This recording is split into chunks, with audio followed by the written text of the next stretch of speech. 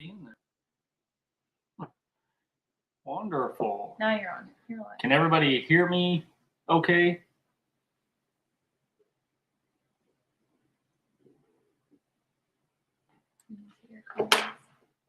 Yeah, I can see them there.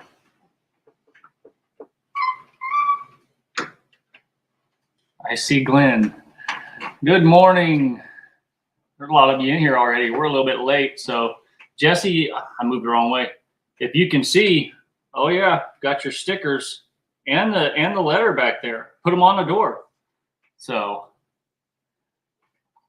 5x5C here, great. Perfect. Well, good morning, Chuck, Nick, Jesse and Lisa, Amanda over at Barebones Living, Chris and Larry, good morning. Well, do you listen? You do listen, Glenn. Yep, we stuck it on the door. I put it there temporarily, though. It's just I've got it stuck up there with some tape and stuff this morning. So Jessica will be in here in a little bit. She's still getting ready. She had a late goat milking this morning, and we were visiting in the kitchen and kind of lost track of time this morning.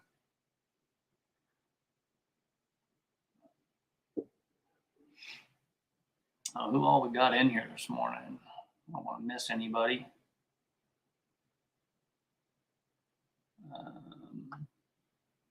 Little homestead by the beach.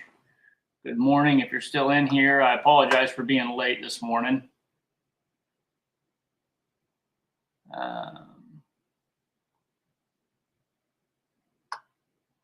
Looks like I may have gotten everybody there. All right.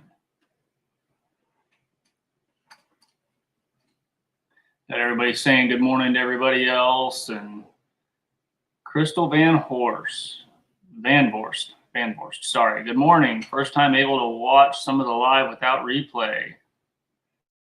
Well, we appreciate that. I think this is the first time I've actually seen Nick in the lives other than just popping in saying hi.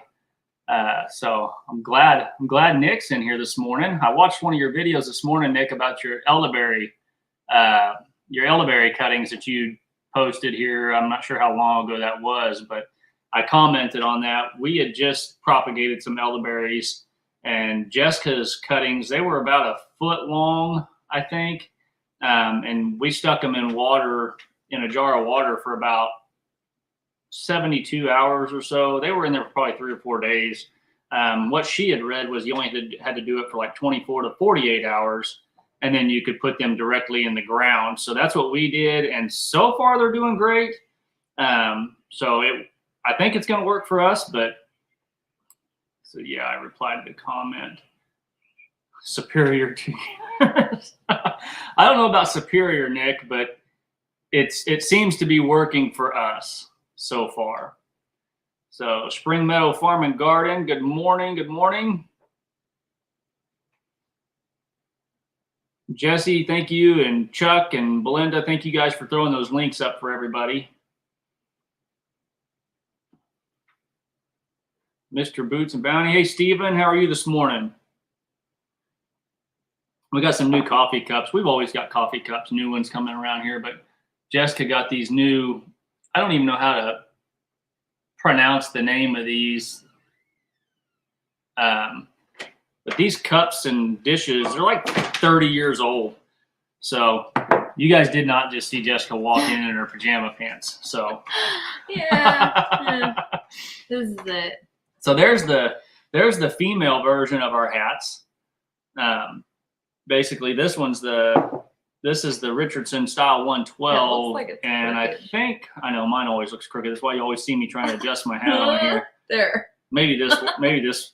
Does that look straight to you guys? It looks like it's up. This is cover your hair because you didn't get around early enough this morning. That is. Yeah, she was out milking the goats and stuff, and then got in here and had about 30 minutes. Jesse, get out of town. Star of the show. Hey, so, where's that? It's the second one from the last. That one? Mm-hmm. Yeah, there we go. We'll just make sure that's up there. Yep. Yeah, I missed late. Now, is Nick one of our moderators? Do you know? I don't know because You you have have to to look on pull it up on here. YouTube. But you could What? Go ahead. Jessica doing that's right. That's right. Look at all this. Oops, I pushed show the wrong one.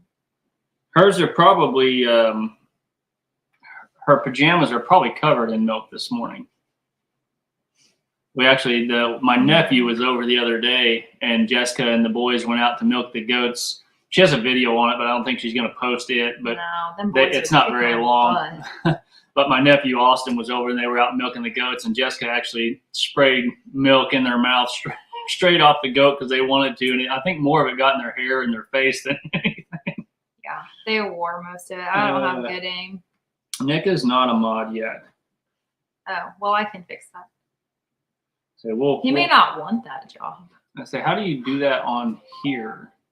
I know that's how you did it on here last time, was you made people moderators. No, you have to do it through YouTube, not StreamYard. And if you can do it on StreamYard, I just don't know how. So you want to start your chat? We can work on that later. Add moderator. There, Nick should be a moderator now. Oh, never mind. That's Spring Meadow Farm and Garden. Well, now you're a moderator. You may not want all that. If you don't want to be a mod, you don't have to do anything with it, and I can always remove it. But Jessica doing work in the homestead again. Of course, Nick, of course. Yeah, Glenn's got the kids where they go out and do their chores all on their own. And now the bottle goats aren't on bottles anymore. So I do the goats, and he drinks coffee. Pretty much. While we all go. I got the kids trained to do all the rest of the chores, so I kind of get out of a lot of that. See, now you got me fixing my hat again. I'm just going to put it on what feels straight. And then if it looks crooked, I apologize. My hat is definitely crooked. That's okay. Doing better with Mariah. Good morning, Mariah. Chuck's listening while working in the kitchen. Him and Belinda both. So. You gonna start your deal? Well, yeah, I was giving everybody a chance to kind of jump in and stuff. What's chilly to Floridians? Nick says, Spring Meadow Farm and Garden says below 70. No doubt. So it's supposed to get up to about 70 something today here. So, but this morning we were just kind of wanted to jump on for a little while and just kind of visit about, just some simple ways, becoming more self-sufficient. Obviously with some people, making a few comments, Danny Days, Homestead, hey there. Like Danny said, she didn't really consider herself a homesteader for a long time because she didn't own her place. She was renting it or something, or several people rent properties that are homesteading on. They don't own them. But so we just wanted to kind of go through a few simple ways to becoming more self-sufficient, more of a homestead mentality lifestyle with y'all this morning. If you guys have other ways that you know of that are pretty simple also, then definitely put them in the comments, and we'll kind of go through to what we have so that have worked for us. But the first thing to becoming more self-sufficient for us in our lifestyle was obviously knowing Christ. When I say that is because a verse came to mind, a scripture did, which is in Matthew. It's 19:26, and this isn't a Bible study by any means, but these were just a couple of verses that kind of came to mind this morning when I was thinking about this. And in Matthew 19:26, it says, "But Jesus beheld them and said unto them, with men this is impossible, but with God all things are possible." So we know that with us and our faith, we could, if we didn't have faith in Christ, that we could attempt to do all these things, and all of it could potentially fail. It could go well, but in Christ, we know that we can do all these things. So, Jesse, thanks for posting that scripture there. So for us, the first step in becoming more self-sufficient is obviously knowing Christ and having a relationship with him. So, the second one is grow a garden, and it doesn't have to be like a big garden. It can be in planters, if you live in the city or something, in apartments or whatnot, you can, yes, Nick, knowing Christ is the best foundation. That is for sure. You can do it in pots, planters, whatever you can plant is obviously going to be that much less that you have to go to the store and buy. Raised beds, if you have a little bit more room, and you can put in some raised beds, or even a big garden if you have that kind of space. And then this is the second Bible verse, and this is the last one that I wrote down for today, but it was in 2 Corinthians 9:6. It says, he who sows sparingly reaps sparingly. So, for us, if we don't put a seed in the ground at all, there's going to be no harvest to reap. So we won't be able to grow any food if we don't plant something. So obviously, the more you sow, the more you're going to reap. So and just living this lifestyle gives us such an opportunity to be physically and spiritually sowing into each other, sowing into our children, sowing into people around us, because like I've said a million times again, this whole homesteading community has been so build each other up. And I know I've said it 1,000 times again, but love builds up. And so it just gives us so much opportunity to sow. And maybe we are the one putting the seed in, or maybe we're the waterer, but seeds are being sown all the time. And even then so more in this lifestyle for us, it's just given us so much more of an opportunity. Yeah. We know that we might sow and we may be waterers and stuff, but we know who makes things grow. So absolutely. Did you want to do one of them? Talking about grow a garden, and I think in anything that you lifestyle change or navigate to, gravitate to, it can be very overwhelming. In fact, the awesome family that we met the other day when Glenn was doing a roofing estimate, you could tell she was so like me. She was just pumped up, like looking at her husband, like, let's do all this.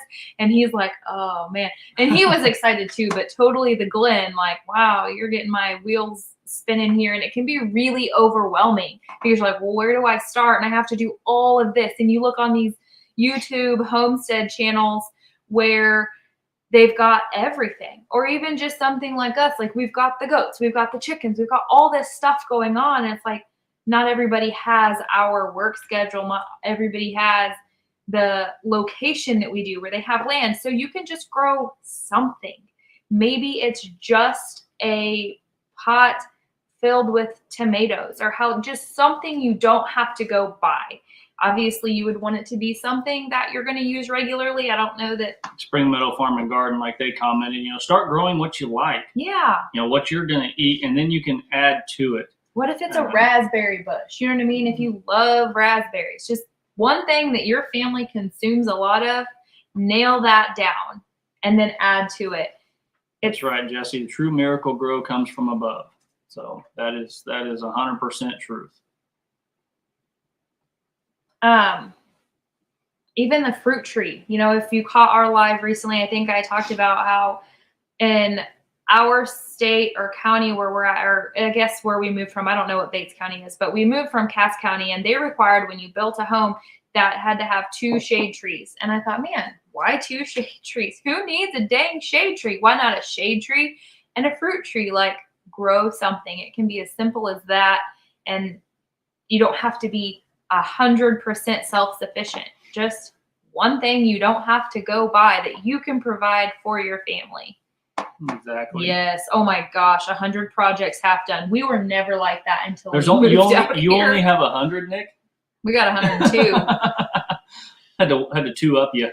Yeah. So we used to always be Glenn's big time. If he's got a project to do, he jumps in and he don't stop until it's done. And then we moved out here, and it's like I have multiple undone projects. I have a well right now that's not working. It's got a ladder sitting in it for the last 4 days because we're trying to get the new pump working again. So I don't know. I'm going to have to climb back down in the well again, pull the pump out, and see what happened. We put a brand new one in. It worked for about a minute and then stopped. So now we got to jump back in.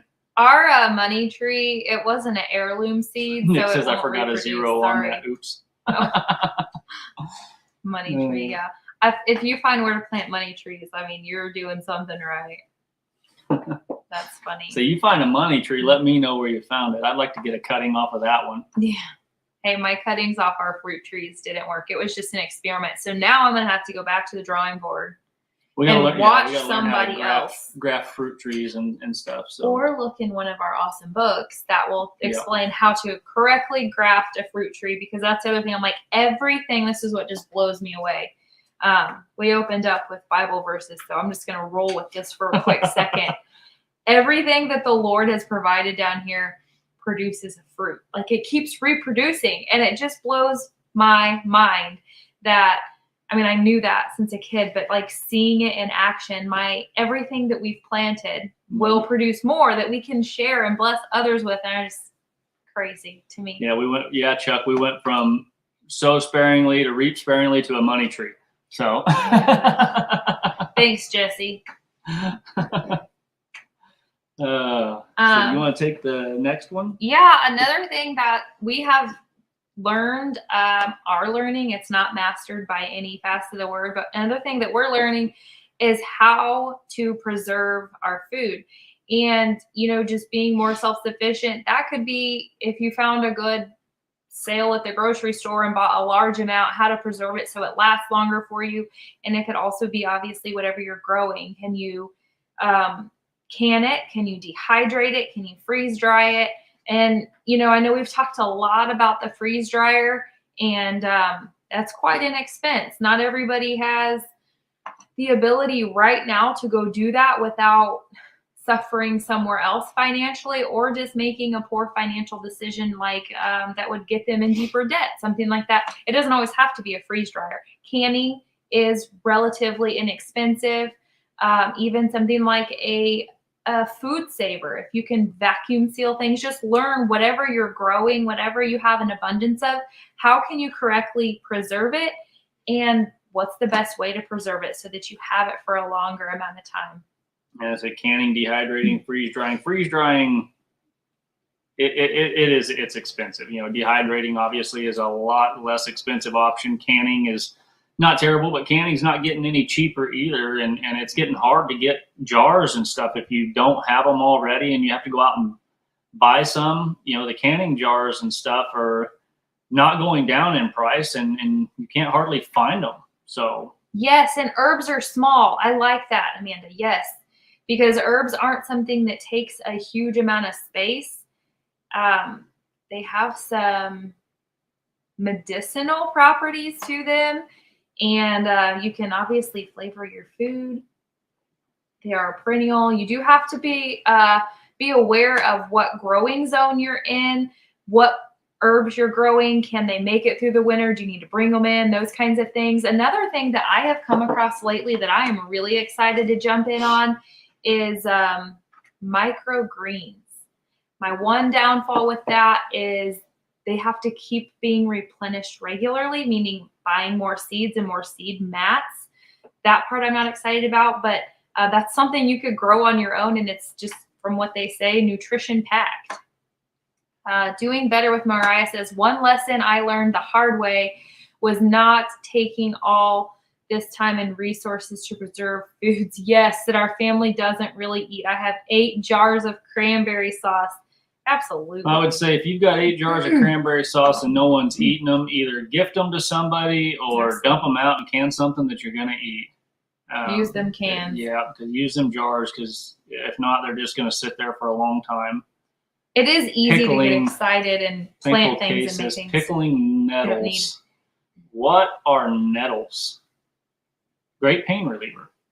Huh. I gotta Google that. What does that even look like? Jessica will be picking nettles before long. Not picking. So that was kind of what got my whole mind blown experience going, was that book I opened. It was all about dandelions. And I'm like, all this time we're killing dandelions, and look at all the great things they can do. Nick says you can't keep up with Chuck and Jesse. They're great mods. That's all right, Nick. We like having you up here as a mod, even if you throw up 1 or 2.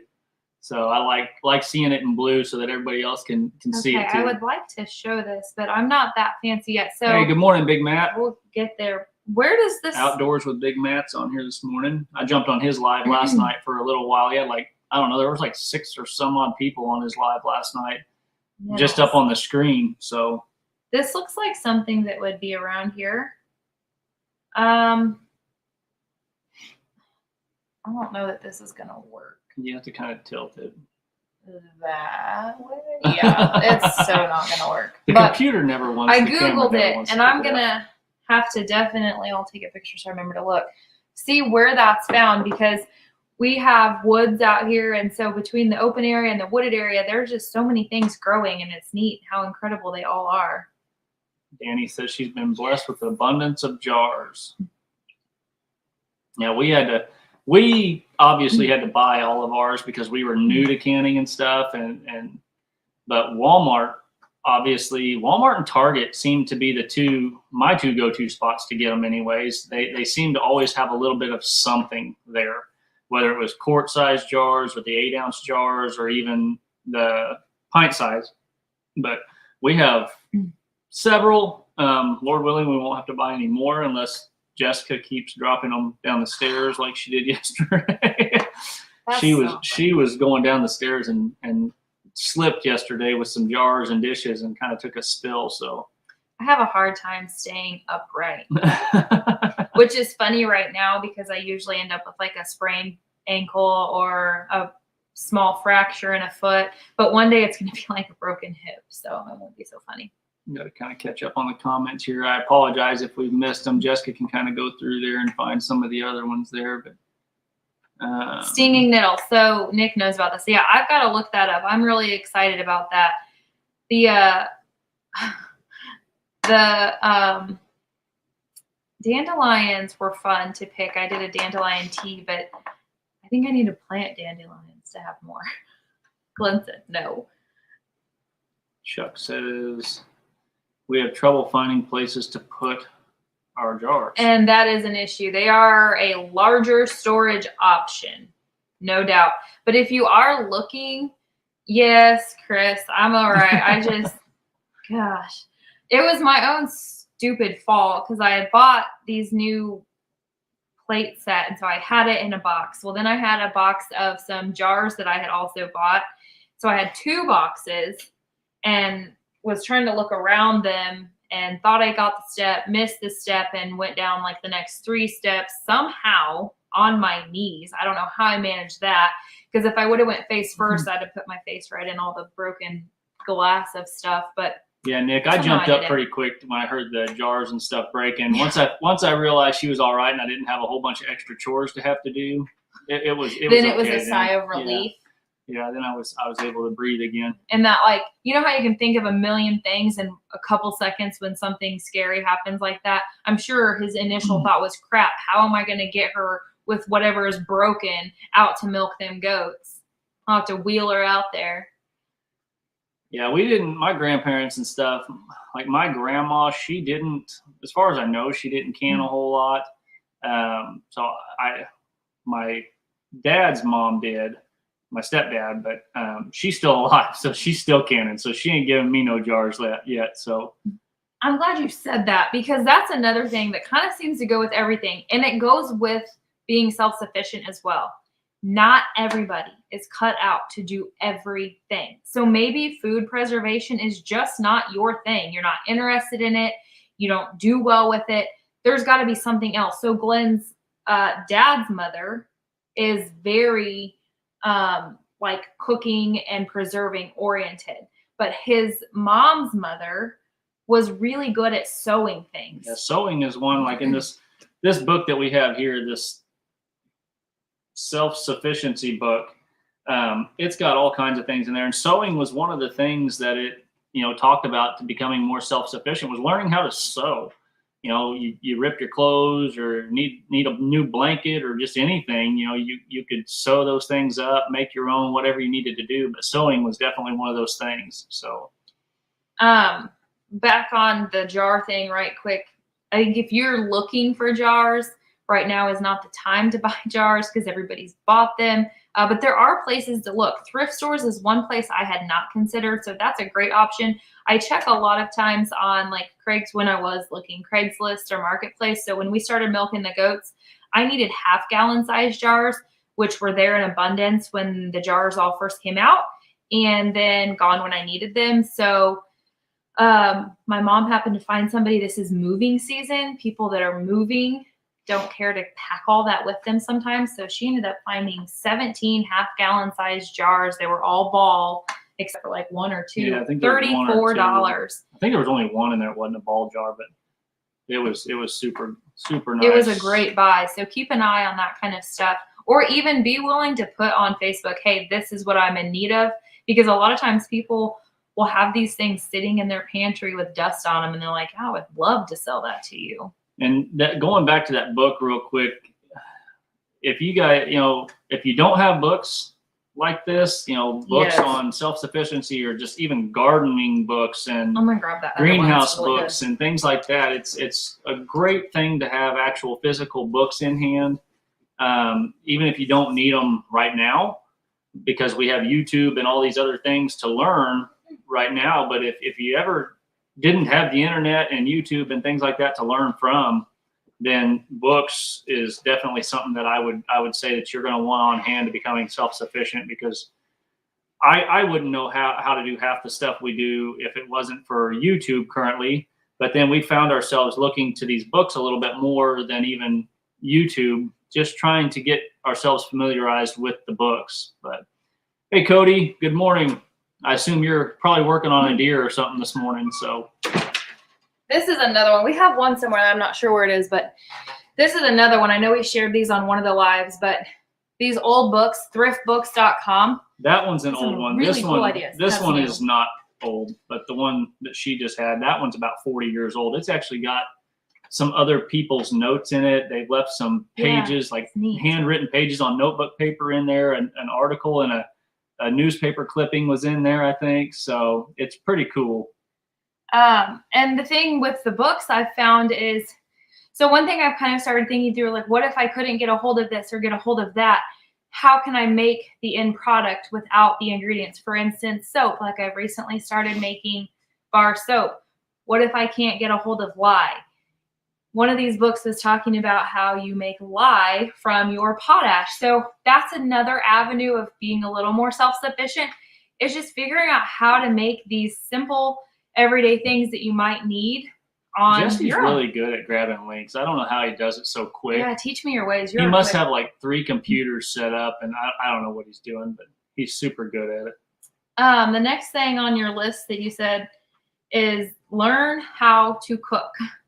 If you want to take the lead on that one, I've talked over you the whole time. Not necessarily, because this one's more up Jessica's aisle, but just learn how to cook using natural ingredients and cooking from scratch, because a lot of these box dinners that's got tons of preservatives in them and stuff that you just throw together with a pound of meat and a cup of water or something like that, those things may not always be around either. So definitely learn how to cook. That was something that Jessica has been really working on and laying hold of lately. Once we got out here, was just learning how to do all these things on her own without going to the store and having to buy a loaf of bread or cheese and things like that. She's getting into all these things, and she can kind of go a little more in depth on those. But I would say, to keep from getting overwhelmed, rather than just saying, okay, I'm going to start cooking all these extravagant dishes, think more simple terms. What are 5 things that I have to buy from the store, and if I couldn't go to the store,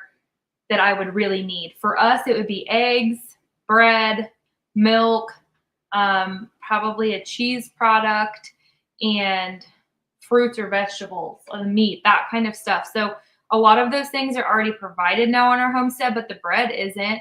So I learned how to make bread. And honestly, when we had snowstorms coming, I don't know in your area what happens, but for us, he says 5 screens help. 5 screens? What? He's got 5 screens up or something. Oh my gosh, yeah, I'll have that. Whenever there's a storm coming here, whether it be a snowstorm or they're calling for like a couple days of nasty weather, everybody runs to the store and stocks up on those things. Then when you go, you may not have what you want, or the shelves are empty, that kind of thing. And I was so relieved when we had snow coming that I was like, I already have bread. And if I don't have bread, I can make it. That's simple. Learning how to just make the simple necessities and how to correctly prepare like the meat that you might butcher on your homestead, or if you go to the store and have a bunch of frozen chicken that you have preserved, what's the best ways that you can prepare these things? Rice dishes, just Montreal whatever you steak eat. seasoning, Nick, goes good on everything. Well, that's for sure. So Nick had commented up here that Joel Salatin also has some good books, and yes, he does. And then Danny learned some stuff about Joel Salatin from Justin Rhodes, which those two guys have huge YouTube channels. I'm sure you've all heard of both of them. I mean, Justin Rhodes' channel is almost 1 million subscribers, so That's a lot of people. he has a ton of stuff on there, does a ton of things. He's really big into permaculture. Which I don't know anything about permaculture. So if you ask a question about that, I'm not going to be able to tell you, but I just know that's something that he's really big into and does a lot of. So yeah, those two are great sources also. And then the Homesteading Family, which is out of Idaho, we picked up a lot of information from them too. She does a lot of the cooking from scratch and making her own cheeses and breads and all those things. So I like Nick says cooking is so important. Raw ingredients to amazing meals isn't as difficult as it seems. Absolutely. And you know, every time you cook, it doesn't have to be some 5-course picture-worthy meal, but maybe even working on how to prepare a meal off of the ingredients that you have rather than having to buy something. And that's where I struggle. I could say, oh, there's nothing in this house, and Glenn can come up with a tasty meal off of just what we have. And me, I need kind of more of a recipe to go off of to do that. So good morning, Andale. Thanks for coming in. Back to Basics series, Amanda says she's been thinking about doing a Back to Basics series. Yeah, we really kind of got interested in getting back to, no, I don't know. It's done. Oh, right there.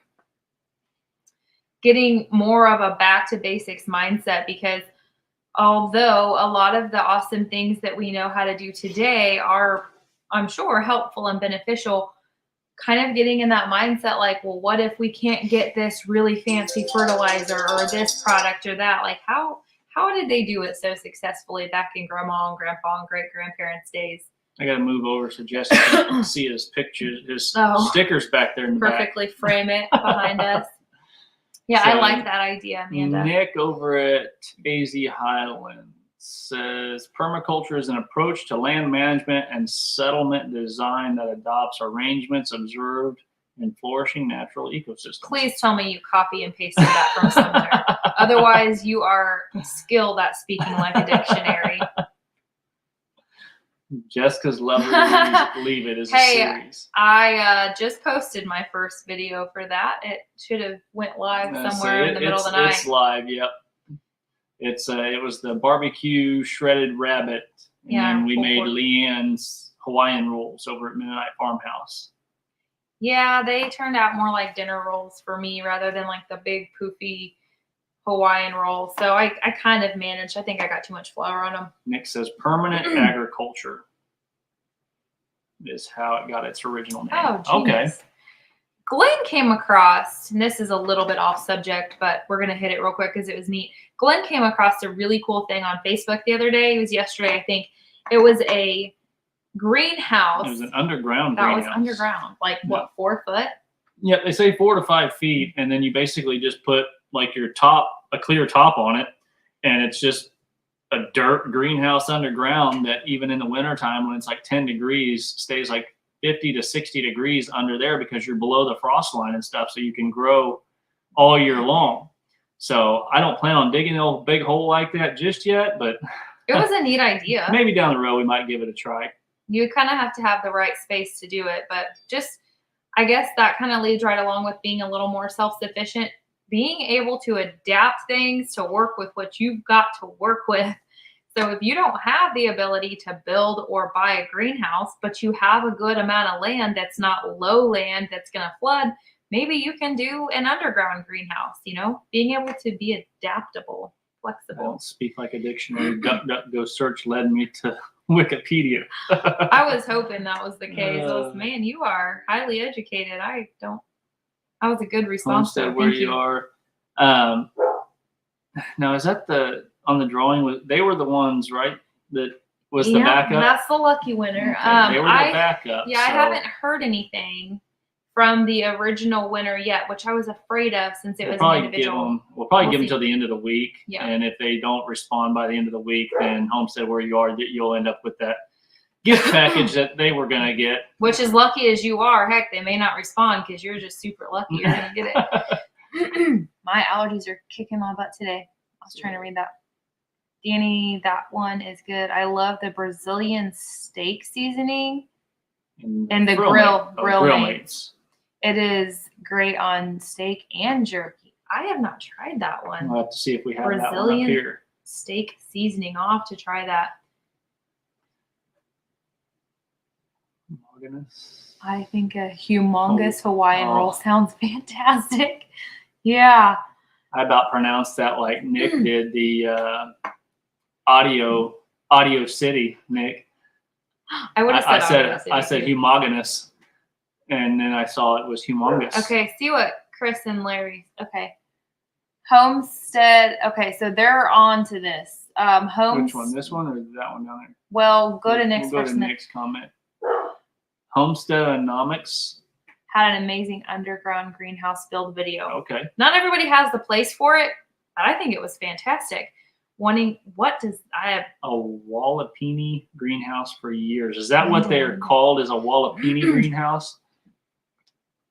Well, you think it would be. I mean, it's going to keep it from frosting and won't keep.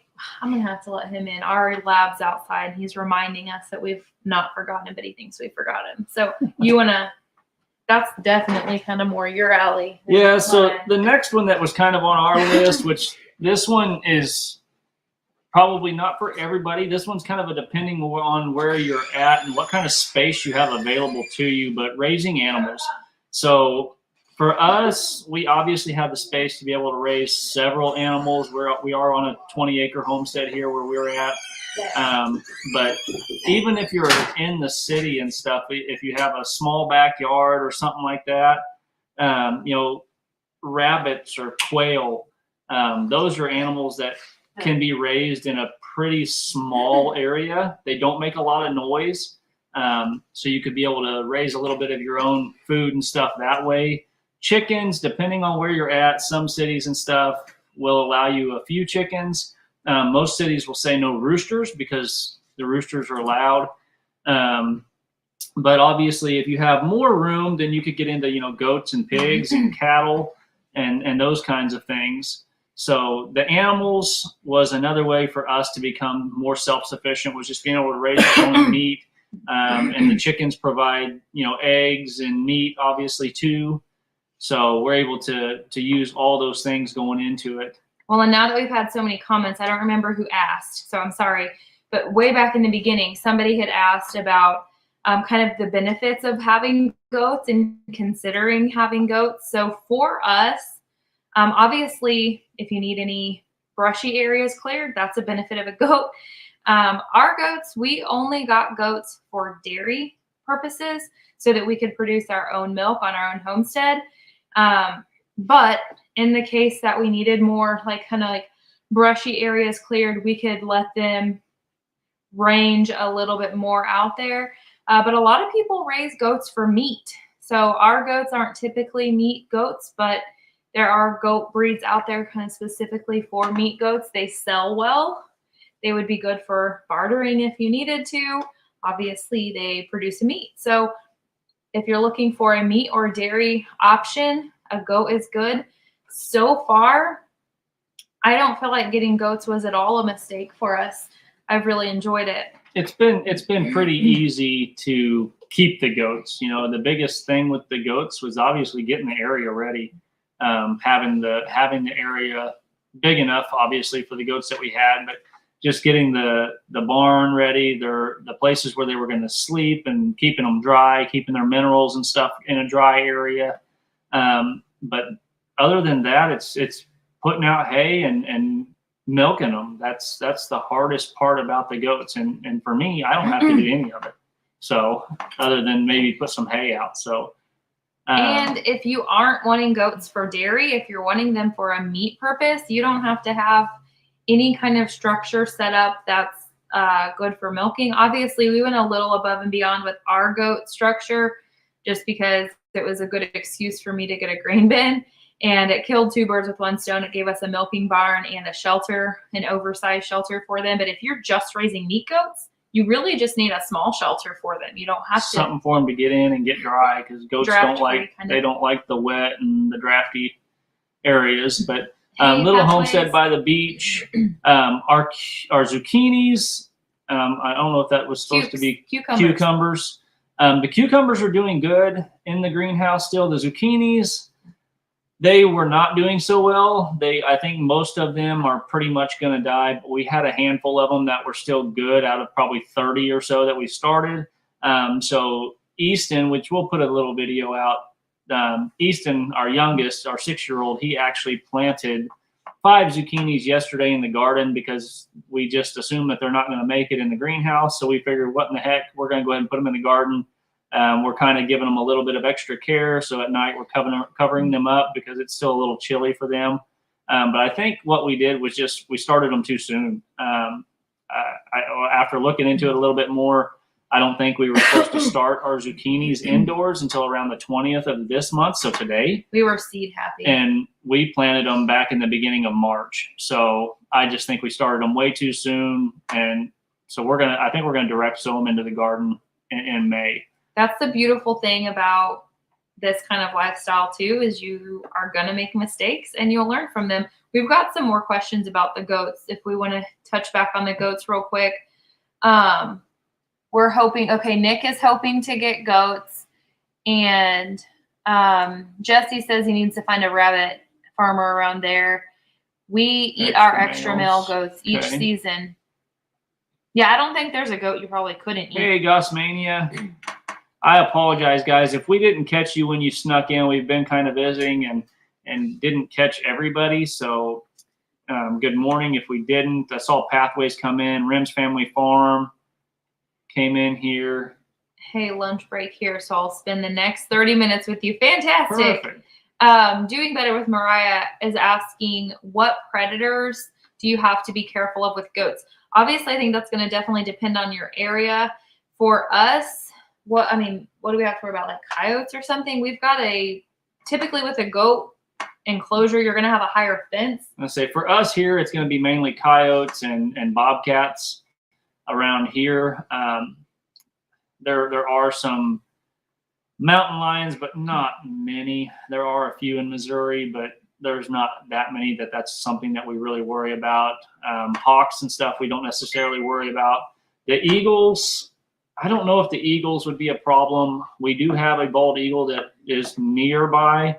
We see it fly over every once in a while. Its flight path is kind of over our place. I think its actual nest is about a mile from here. That's kind of more like a chicken predator. Yeah, but they're a big animal though. So the goats and stuff, when they're small, to an eagle probably wouldn't be nothing to swoop down and take a small goat.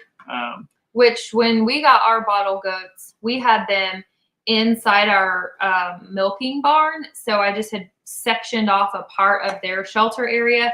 And so our baby goats really never saw the light of day except for when we took them on field trips. I took them out. I tried to take them out most days and let them run around with us because they stick real close, but they weren't like out in the wide open on their own. If they wouldn't have been goats that came from somewhere else, like if they would have come with their moms, they would have stayed close to their moms, but these ones didn't. So we kind of had to be their mom. Yeah, Gary and Cindy, I hope y'all are feeling better. We were actually supposed to meet up with them Wednesday. Last week. Today. No, it was today. Because we were going to do this live on the way. They got sick and stuff earlier this week, so we had to cancel that, but we were hoping to get with them again soon.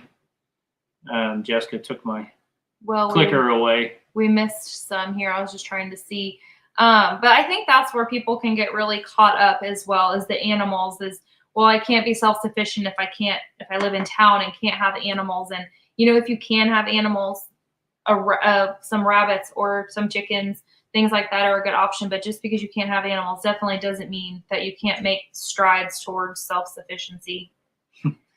Yeah, and Nick, I mean, if you have people that are close by you that are also on the same mindset and things that are willing to barter and trade, that's a great way to get things that maybe you don't grow yourself or can't have the room for the animals or something, but you have room for vegetables or making soaps or something like that, and they're willing to trade. That's a great way to get things too. So, and that goes right back with not everybody does everything. You know, maybe you don't want animals, but you like to eat the meat. Find somebody who doesn't want to do what you excel at. Pathway says zucchini does not do well starting inside. Direct sow is the best. Why couldn't you have told me that 2 months ago? Why didn't you let us know that back in March? I mean, we were friends then. God.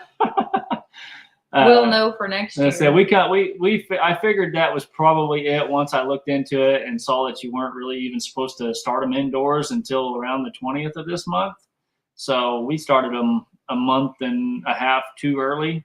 They were looking really, really good though until they shot craps on us in the greenhouse. We did have intentions though as well of starting things like cucumbers and zucchinis. Yep. That would be a direct sow option. To sell them, we started them too early. Thank you, Nick. We appreciate that. Nick shared our live stream on his community tab. So we actually got our community tab and we have used it. I think we shared Nick on there, and I think Jesse and Lisa, and then Chuck and Belinda. We need to share Gary and Cindy over there too. We've been watching their stuff for quite a while, and Chris and Larry even. Garden to Table with Heather Lynn. You want to click on that one and put that up there.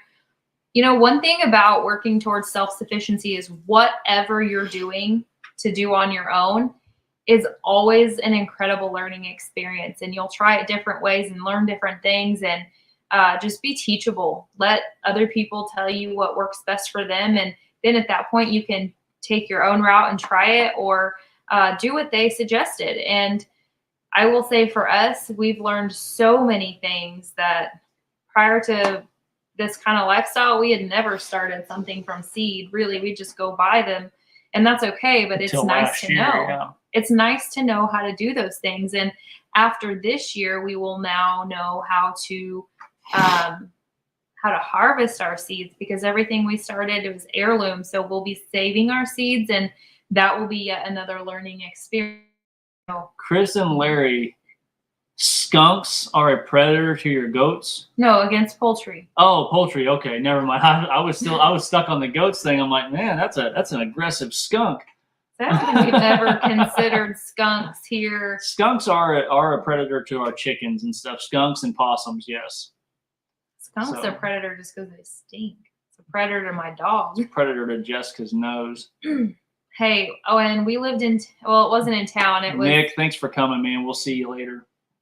We lived just outside of town before we were out here years ago, and me and a neighbor girl, we would get up early in the morning and we would go jog together on the gravel road, and we got chased by a skunk sometimes. So even a skunk can be a predator to a human being. Gossmania said they had coyotes howling off last night. Jessica doesn't like the sound. She says it's eerie. We sleep with our window open every night because we like the cool breeze and stuff, and the coyotes get to howling off out there. She don't like it too much. No, because when I'm asleep and it just starts waking me up, it sounds like kids screaming, and so it startles me until I realize what it is. Yeah, Chuck, let's back this up a little bit. We're going to repeat everything, guys, for Chuck and Belinda. You just watch that number go down, and like, we heard everything already. Never had goat chops, but on pork chops, I do ranch dressing. Okay. That ranch dip powder, I do not know that I've ever put that on anything that was not amazing. Yeah. Like, it makes so much good. We'll do like a chicken, boneless, like skinless chicken breast with carrots and potatoes, and we'll put that powdered ranch on there, and that's that Hidden Valley stuff. That's really good on it. So this wasn't on your list, but I would totally say in a move to become more self-sufficient, learn how to use everything of what you're doing. Because what we have come to find is every part of whatever you're doing is usable somewhere. And so like if you chose to raise rabbits or quail, even if you had to do it in your garage, like Chris said, they don't take up a lot of space. They're not extra smelly. They're not loud. Their droppings are useful. So maybe you get some, I don't know about quail. I won't speak on them. Quail is too. So, but rabbits, I know if you raise rabbits in your garage and then you have a pot of tomato plant growing on your porch, you can use your rabbit manure to put in your pot. And I'm pretty sure that, correct me if I'm wrong, Chris and Larry, but I'm pretty sure that the quail droppings are not a hot compost either. They're not a hot manure either. So I'm pretty sure those can go directly on the garden, I think. That's another thing that almost anybody could do is some form of a compost. And I know in the beginning it seemed like composting was more of a like push towards recycling, but not that I'm against recycling, but since we're out here, our push towards recycling or towards composting has nothing to do with recycling in that sense. But there's so many things that are nutrition packed. Like when we freeze dried a whole bunch of bananas, all those banana peels went into water for like 24 to 48 hours. We used that water on our plants, and then we took the banana peels, put them in the compost pile. So like everything was used, and it's just so nutritious. If Nick was still in here, that we'd be going off on a compost rant right now, because Nick is really big into composting, and you know, like he said, there's really not, unless you just don't have a spot to do it, there's really not a reason that you shouldn't be composting.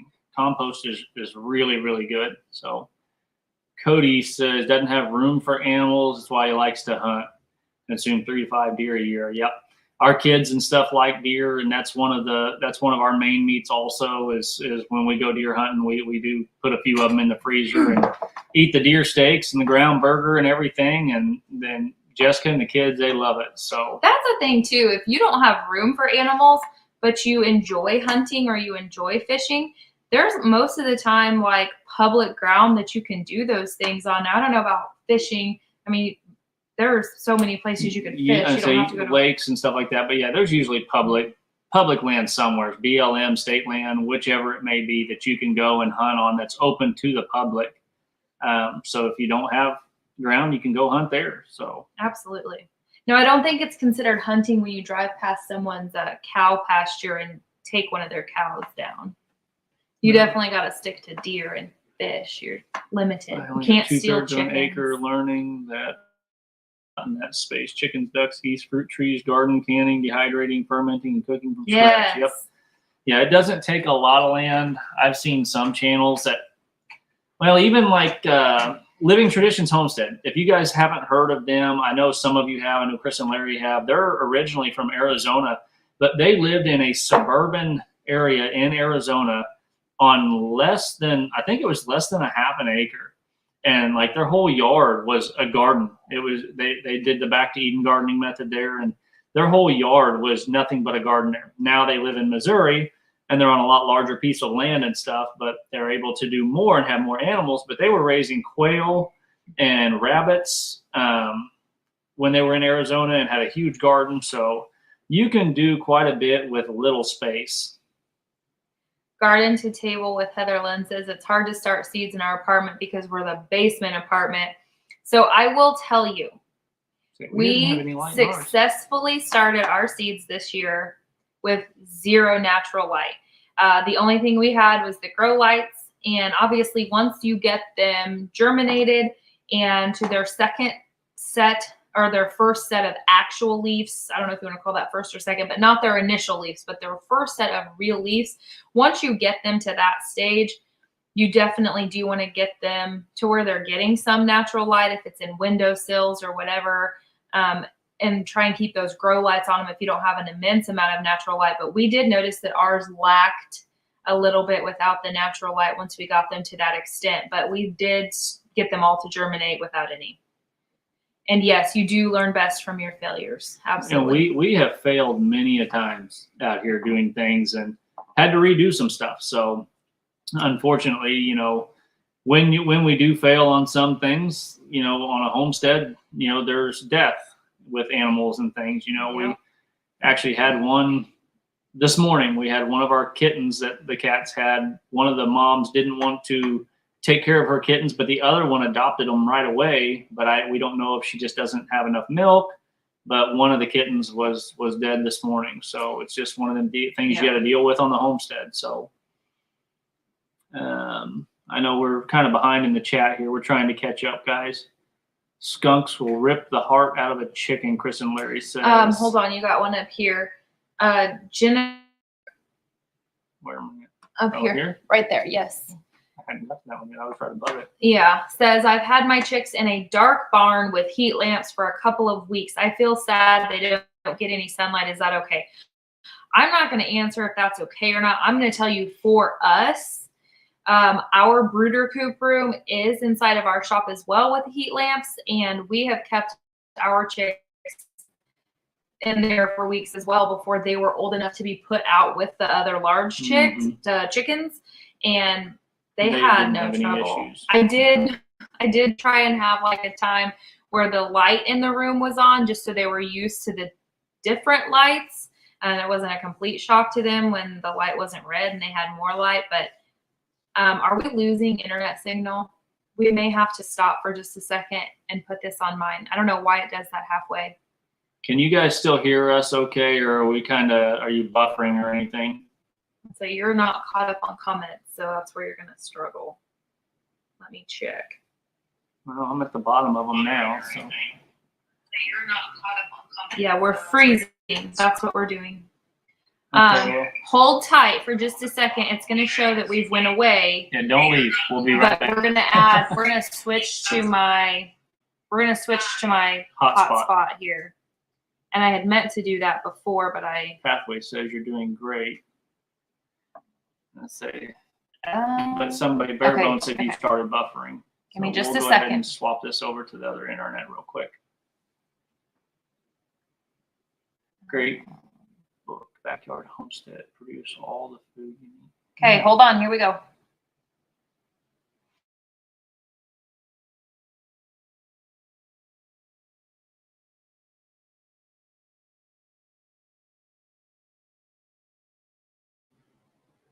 Okay, now we're back. Is that better? I think it took a couple seconds last time, but it should get better. If it doesn't get all the way better, let us know. But usually once I turn it on my hotspot, it does much better. So we'll see. Danny says she used a $15 shop light setup. It worked for her.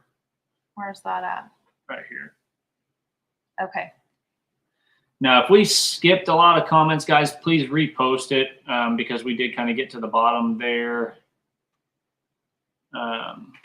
Wasn't trying to. Trying to jump back up here. Okay, so we did. I do compost. Chris and Larry says we use quail manure in our garden. Have used it straight. Oh. That's one thing that I'm interested in learning how to do this year, is kind of making my own mixes of stuff. I had saw on a larger channel, I don't remember which one it was, about making your own garlic salt. So garlic salt is an absolute staple in my kitchen, and I need to get my garlic in the ground. If it's not a staple in your kitchen, you're doing it wrong. No, but I'm just kidding. I'm growing parsley, and I need to get my garlic in the ground, but other than that, it should just be kind of those three things. I don't know, but I like making your own seasoning. That's a great idea. Thankful K says if you're wanting goats for milk, you'll have to wait for a goat to mature than 5 months. Yes, they do have to have a baby to be able to produce milk. Unless you find them already where they've already kidded. Already in milk, or if you can get them where they're, I don't know what the technical term is, but we're just going to say pregnant, where they're going to kid soon. That is kind of a jump start on it. So both of our goats came to us in milk. They had, I wrote it down, I think they had their kids in January or February, and we got them in like March or something. I don't know, but very close. Compost, kitchen scraps. Absolutely. Yep. You can compost just about anything and just about anywhere, just in a bucket in the kitchen or something. Bria tacos with our venison. Yep. That sounds really good. If you know how to, what do you want to say, harvest, how you take care of your deer once you've killed it correctly, it will not taste gamey. We recycled an old above ground pool. We used the frame for my greenhouse. We have a video series on it. It is so nice to have to start plants and keep plants warm. That's fantastic. And that kind of goes back to just using your resources, what you have, where you have, how much you have of it. Yeah, we reuse a lot of things around here. It might look a little redneck at times, but nobody else sees it but us unless they come to our house. If it's useful, it's useful. Backyard homestead. Produce all the food you need on just a quarter acre. Take a picture of that. I like. Yeah, Jessica will be looking that one up later, and she'll have that most likely. So it's good to have books. We have a small suburban backyard and are slowly planning out the best way to utilize the space and grow as much as we can. And that seems to be a thing lately. Is that's like all you can yards turning into homesteads, and you may as well. I mean, you can make it beautiful and it'll dual purpose. It'll be like a wonderful landscaping that feeds your family. There's a homestead channel that we watch on here, and I'm terrible with, I do not remember exactly which channel it was, but literally their entire front yard is like garden space. I think it's great. Planted seeds in the basement. Jennifer says no grow light. They sprouted. Now I move them. That's good to know. Every day out to an Amazon greenhouse. Fantastic. $15 shop light. Now we're catching back. Yeah, we're still behind, so Sorry. I apologize, guys. 2 windowsills. So what we did last year when we were in our rental house, I repeat a lot of things because I don't know for sure who all has already heard this before. So I'm sorry, I'm not like losing my mind. We literally bought a shelving system. It was just a metal rack shelving system from Sam's Club, or no, it was like Lowe's or Home Depot. Super cheap, nothing big and fancy and expensive.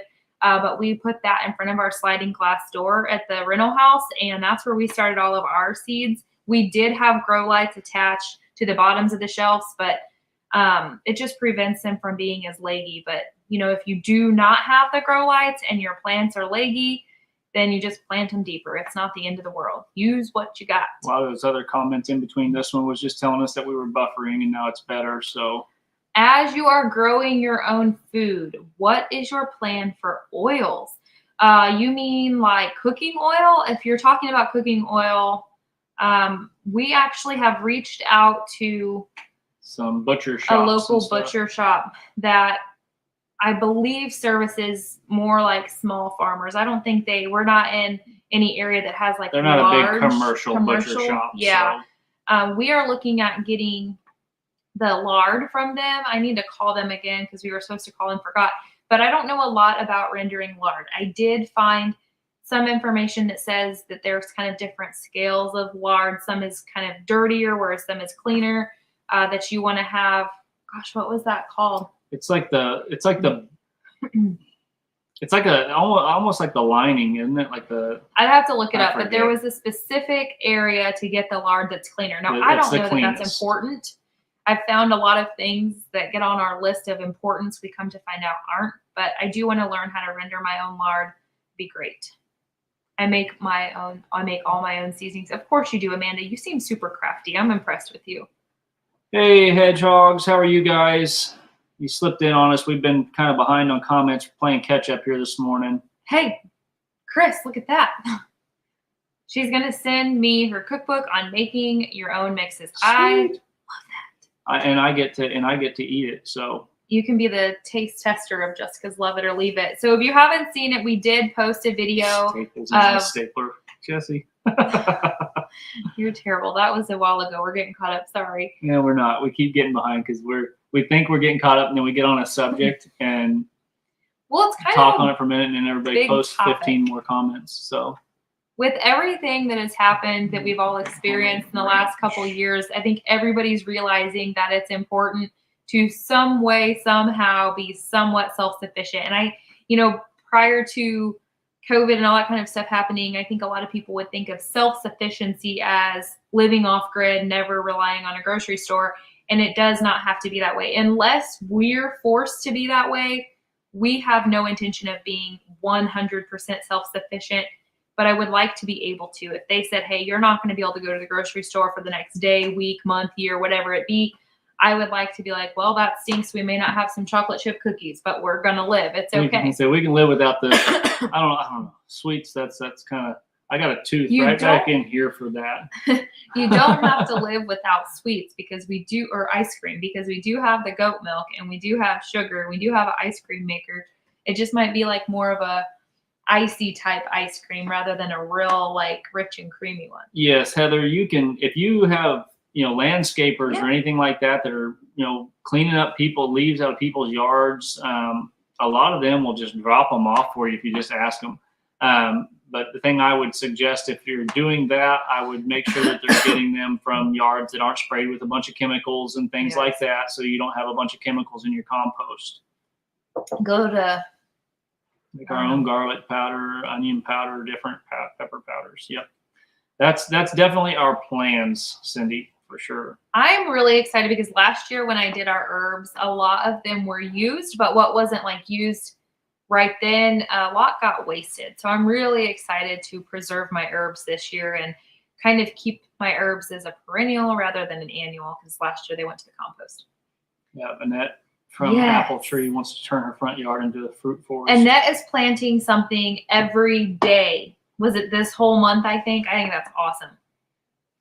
Front yard is getting that way as a garden space more too. Yep. We definitely, we've got some areas. I told her I was just going to wood chip our whole yard out there and just start planting stuff in it. So, and be able to use your resources, like you talked about, we're going to try and get lard from a butcher. A lot of times they just pitch that. Leaves, obviously one man's trash is another man's treasure. So people are going to pitch those leaves, use them. If you have people nearby you that, run a tree service and you want, tree, when they do the tree through the chipper, those wood chips are great for either composting or just, I think they probably dry or compost, but they're great to go around your garden plants and stuff. Chuck, just leave Belinda a strip of grass in between each row of garden vegetables and stuff, and then she'll still have grass to mow, and you'll have your big garden. Yeah, just mow your walk paths. Bare Bones, Amanda says that she saves all of her bacon grease for cooking. We try to do that also. And then Pathway says lard is super easy to render. You were struggling on that. I am struggling to get that From out. what I understand, rendering lard can be rather stinky. So I don't know if I need to maybe do that outside with like a fish fryer. Let me know on that. Chuck asks, how do you store your bacon grease, Amanda? Amanda, you'll have to comment on that one if you haven't already. Pickling jars. Pickle jars in the refrigerator. See, we use a Pyrex or a jar or whatever's around that's glass and with a lid, and it goes in the refrigerator for us. Getting thunder and north. Yeah, we're getting some rain here too. Hopefully the thunder and stuff. Hopefully it's just some rain and not some bad storms you got down your way, Jennifer. So we're supposed to start storming around 11 based on what they're estimating. Where's your dad? Is he in the shadows? Oh, I don't know. He's not up here. He's downstairs in his apartment area right now. So he was up here visiting. He's part of the reason we were late because we were visiting with him. Oh, did you scroll all the way? No. Every once in a while it puts me all the way to the bottom. Thank you, Cindy. That is exactly what I was looking for. That's the lard that Jessica was talking about. No skin, blood, or meat in the fat, and use a crock pot. Now, tell me. She says she does not separate different fats though. Oh, okay. See, that's one thing I've totally learned. When you get on looking into new things, between different resources, you'll find just a list of overwhelming details that are so important that you follow. And then when it comes down to doing it, you're like, yeah, that really wasn't important. So good to know. Amanda says you should strain your bacon grease before storing it. Probably just to get all the little bacon bits and stuff out of it, which we can put them on salad once we strain them out. Ew. I feel like it's better flavor. Maybe it makes it bad though. Gossmania says we're working on a video doing those. No. They said Pathways Home said I'm working on doing those. Do you have a video? Oh, okay. I thought they were working on a video. My bad. I should lend out space here for. Oh, that's a good idea. In fact, some guys, there was two buddies that came out here, and I think they maybe like rented together or something and bought some rabbits off of us. They were going to start raising rabbits, and they live in the city. And I think it was Kansas City. I think we're caught up. But they said that obviously since they live in like an apartment or a smaller spot, they didn't have spot for a garden. And they have a community garden area in Kansas City where you can rent like parts of it so that they could have their own garden. You rent a community. It's a community garden. You just rent a plot in that community garden, but then also in that garden you have your own plot, but there's a community part of it to where if anybody that rents a space in that, like say the community portion of it that's for everybody that rents a plot, they require you to plant like 2 or 3 plants in that community plot, and then everybody can harvest from that one. So they all plant something there too. So I thought that was a pretty cool idea for people that live in the city. And that's cool. So if you're in a good area that's accessible for us, it'd be a pain in the butt for anybody. But if you're in an accessible area, definitely. Cody heard bacon grease, and then he said he stores in a mason jar. Bland's Promised Land Ranch. I don't know that we're subscribed to them or not, but we will definitely do it. Write that down if you would. I just take pictures of stuff, and I can get to it later. Got it. But thank you for coming in. We will definitely check you guys out too. And yeah, Cindy, make that lard video so that when I get my lard from the local butcher, I can watch your video on how to render it. That would be awesome. Can you work on that like this week while you're not feeling good? Chuck says, "Uh-oh, Riley just walked in." So looks like Chuck's granddaughter's there, so he may be a little distracted for a little bit. Now that we've kind of gotten down to, except for one last thing, if we want to like throw people up and you can share what you're doing to become more self-sufficient, where you started maybe. The only other thing that we had was, obviously it's a hard one for a lot of people for sure, but just becoming debt free. It is hard to do though, but just start small, cut out all the small spending and stuff. But that's the biggest. That if you can do that one right there, then that's when big leaps and bounds can really start happening. But it is a tough one to do. But keep that in mind as you're working towards self-sufficiency. Don't go out and blow big money on something to be more self-sufficient, yet you're sinking yourself deeper in debt. And it'd be a pretty cool thing. It would be nice to be able to put like a community garden even out here at our place, but it would have to be somewhere not up by the house, because I don't know that I'd want a bunch of people just showing up at the house or something. It would be cool. Maybe if out by the highway. In town would be pretty good. So have everybody throw. We may have to look into something like that too, and see if the city would let us do something like that and put something in. Would be a neat idea. Do you want to throw up our link and let anybody who wants to? I don't know how to do it. Go down to share. Uh-huh. Nope, I'm sorry. Invite. Wrong button. Copy to clipboard. Nope, just copy. Okay. Click down there.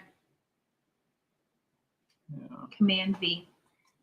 Uh-huh. It's a learning day. Enter. Look at me. I made her show me how to actually get into all this and stuff, so in case she wasn't here sometime, I could actually do it. So, yes, it's taken lots of time to determine to get myself out of debt. And now has a credit score of 0.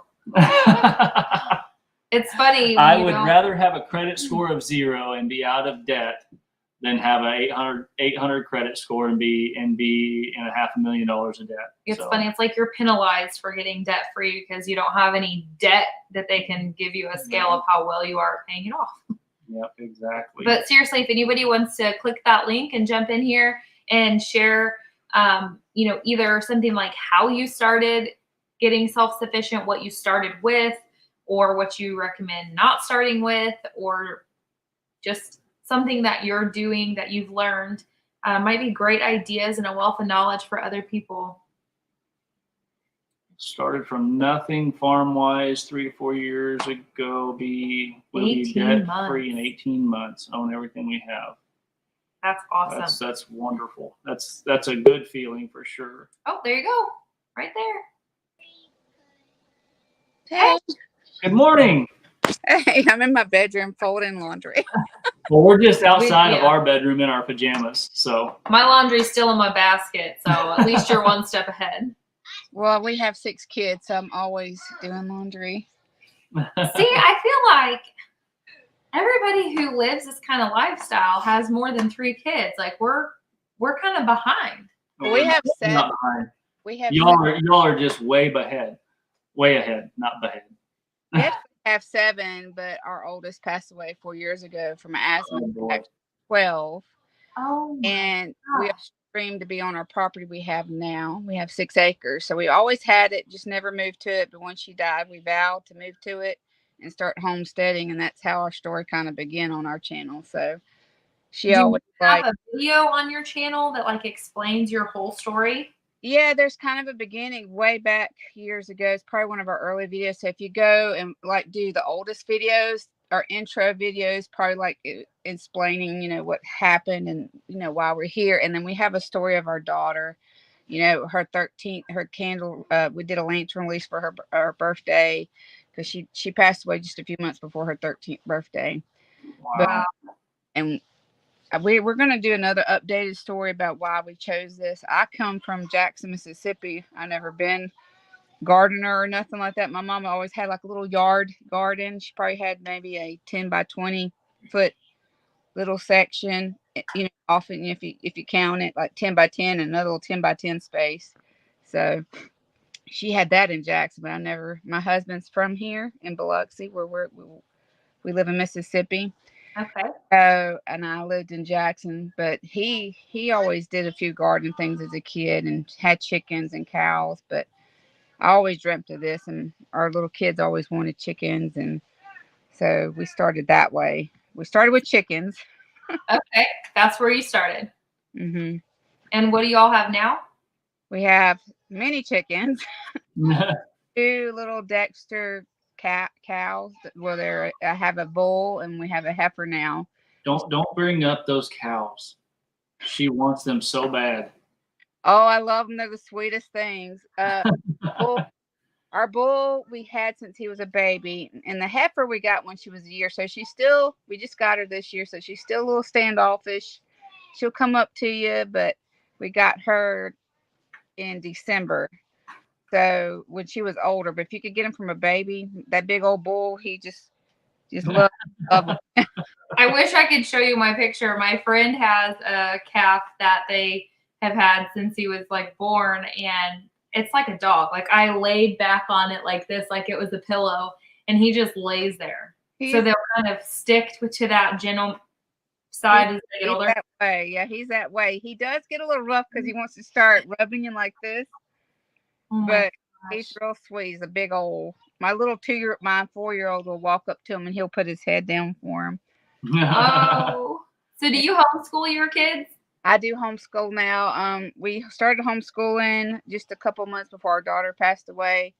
She always had asthma really bad, and it was kind of a struggle to pull her out, but she was kind of suffering sick wise, and Yep. all my kids had those, that just 2 months of just being together before she passed away. And but we do homeschool still. So I have my oldest would be 17. I have twins. They're 14, a boy and a girl. Then I have a 11-year-old girl. She's turned 11 this month. Then I have a 10-year-old. Well, 9-year-old. He'll be 10, like 9, 7, and a 4-year-old.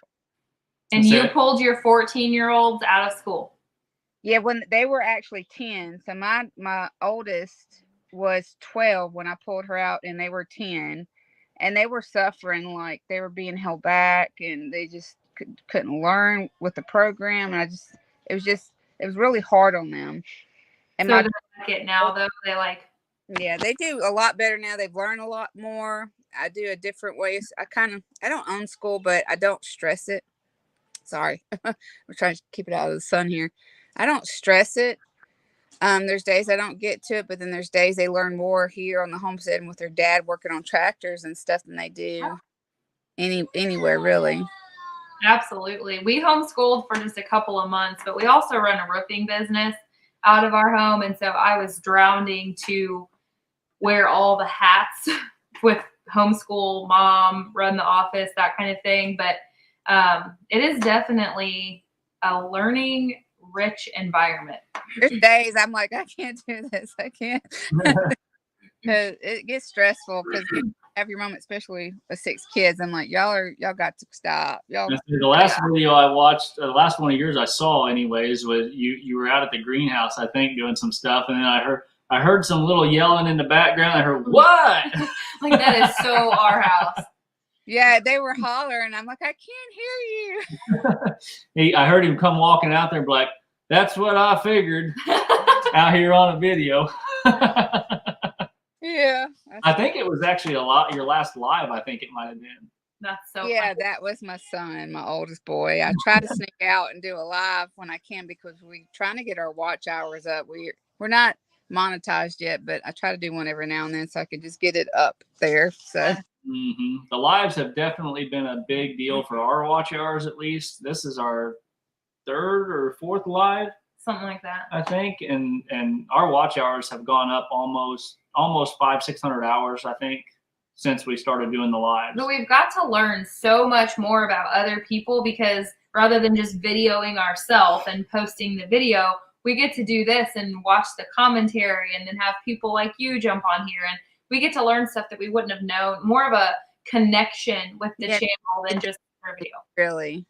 And I can tell you, it's a whole lot easier responding to comments live than it is going back and responding to 50 comments later on videos. It's way easier here. Yeah. And then Hey, right quick. Happy birthday, Brenda, Redbird Farm. Yep. Jesse's birthday was yesterday, if y'all didn't know that. Everybody's April babies.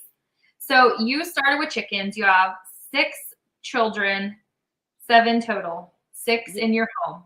Yes. And you homeschool. Yes. And you live on how many acres? We have 6 acres. Probably about 5 of it's real usable because the back's kind of like acres, probably really wet. So I just started where my greenhouse is. I just decided to do a medicinal garden this year to really focus on more medicinal plants. So I planted a lot there because that area kind of stays a little on the wet side. So I decided to do our raised bed garden over there. And we actually just got turkeys. 18 turkeys. I want turkeys. Have 18. It's not 18. There are 14 of them. We almost have 18. My son can't count. I want some turkeys. Your homeschooling's failing. What's going on? Just so I can see them strutting around.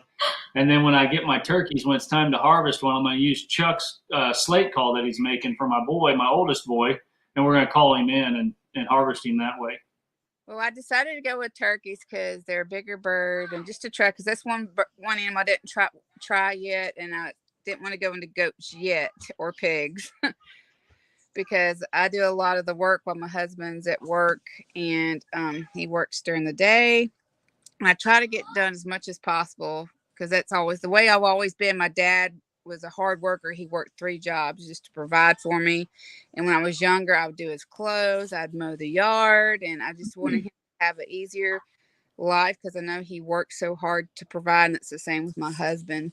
So, and I wanted him to have more time with his kids type kind of thing. And his projects he's trying to do, like right now, he's trying to work on an old tractor we have. But we're just really busy. And sometimes it's hard to video when you're really busy. It is a more simple lifestyle, but it is a busy lifestyle. Yes. But it's a good busy. It's like a working with your hands busy. And, you know, like yesterday we had those zucchinis that we thought we're going to throw them in the garden and just see what they do because they're going to die if we don't. And if they die, then they die. You know, either way they can die. But just like it's a busy that you can involve your kids in. And I love that. We had our 6-year-old planted them. He planted all of them. So he likes digging holes. How to teach the kids how to plant stuff because kids nowadays, they don't know how to put a seed in the ground, to watch it grow, how to plant potatoes. We did a video on potatoes and my kids were like, how does this grow? And we had to teach them, well, they grow from the eyes. Now our potatoes are shot up and they're like, yeah, it's really. Speaking of potatoes, mine are actually popping out of the ground finally. I saw them yesterday. I planted them, 3-4 weeks ago? I planted them deep. They're like 6 inches deep, 6-7 inches in the ground. And her brother planted some too, and his came up before mine. And I'm like, well, what in the world? And he planted his after me. So I was out there, I'm digging up, real easily digging in there, trying to find them. And I found one, and I kind of hit it a little bit. And it was about to break the top of the dirt. So I buried him back, covered him back up. And then I looked in there, and you could see where it was kind of cresting the soil a little bit on some others. They're breaking. Yep. But even like with homeschooling, it's like your kids are going to learn, and I'm a little jealous. I wish I could. And maybe there'll be a day where I can. And one day might be. Your kids learn things that are so much more valuable in the homeschool setting. You know, like how to plant stuff. Well, my daughter was like, for instance, going back, she was having such a hard time. She was always like, she had friends. She had been moved to a different school further away, and that made me nervous as a mom with her asthma. But she had no friends, and she's like, no one sits with me, and it broke my heart because how not all kids are, not nice, but nowadays in school, it seems so cruel how many of the children have no moral compass at all. And it breaks my heart. But you have the good kids, like, my daughter, she tried to befriend everybody, and, the people who didn't want to be friends with. And Right. it breaks my heart that how far, society, kids have gotten to be in some schools. It's not all schools, but it was bad in my kids' schools. They would get bullied, and even her friends would bully her, and it was getting upsetting. So I was like, well, and then it's less stressful for them. They do miss their interaction, but we've tried to join this homeschool group here. That's the key. Trying to find other people in your area that you can meet up with. Your kids could hang out with and stuff like that. Even in the short little time that we homeschooled, that was the only kicker. Like, if everybody would just pull their darn kids out of school and be able to homeschool them, it would be fine. Yeah. But, we went to the park one day, and it's all like little bitty kids, and I've got a 12-year-old who's like, what do I do? So just my kids are all social butterflies. And so keeping them at home and not being able to hang out with friends because they're at school, that was tough. Yeah. For them. Yeah, that's the only time my oldest now, they we have friends, but they can't hang out with a lot of people. So there's a group I found that do like a teenage night, teenage like get together. So I'm glad I found that, because hopefully, they'll find friendship and, that interaction more with something like that too. So it's kind of hard to find those groups because some groups are more private and they don't let you in till later and stuff. And they're full. Yeah. What usually happens. We had cousins that were homeschooling, so that helped because we got together with them and did some projects. But we had also just moved, so it made it easier and harder to an extent. Easier because they didn't have friends down here, so it wasn't like they were missing out on a whole lot, but harder because it was such a big change all at once. Not only did we move, but now we have a homestead, and now we're homeschooling. And my youngest and my middle were probably pushing back the hardest because they were like, well, I want to ride the bus. I want to go to school. I want to do all that. So I was reading Apple Tree's comment. My nearly 22-year-old was bullied at school and even had teachers call him a no-hoper who would never amount to anything. That's what happened to my boy. They said, you're just so lazy. You don't want to do nothing. I'm like, why would you tell a kid this? It was told. It broke him. It really broke him as a kid. I would say a goal to getting self-sufficient, if you have kids, have at least your feet somewhat on the ground if you had to pull your kids. Because I know a year and a half ago, if I had to pull my kids from school, I'd have been going, what do I do? Because I put a lot of time and effort, me and my cousin, into kind of planning out our homeschool year, which she still is homeschooling. She's killing it. And I'm doing a live because my kids are at school. But I know that if I had to pull my kids now, if there was issues, it's like an email away. I could pull them with confidence and know that it's not as scary as I had thought. They will thrive here. The only time I've seen the scary issues arise is where they're very strict with their homeschool laws, and that how people, how those facilities don't understand your rights as a homeschool parent. Like, I have a friend in Canada, she homeschools, and there's certain things they're not supposed to know, but they will threaten you, and they will have, they will say, oh, you'll have to put your child back in school for such and such amount of time till it gets situated.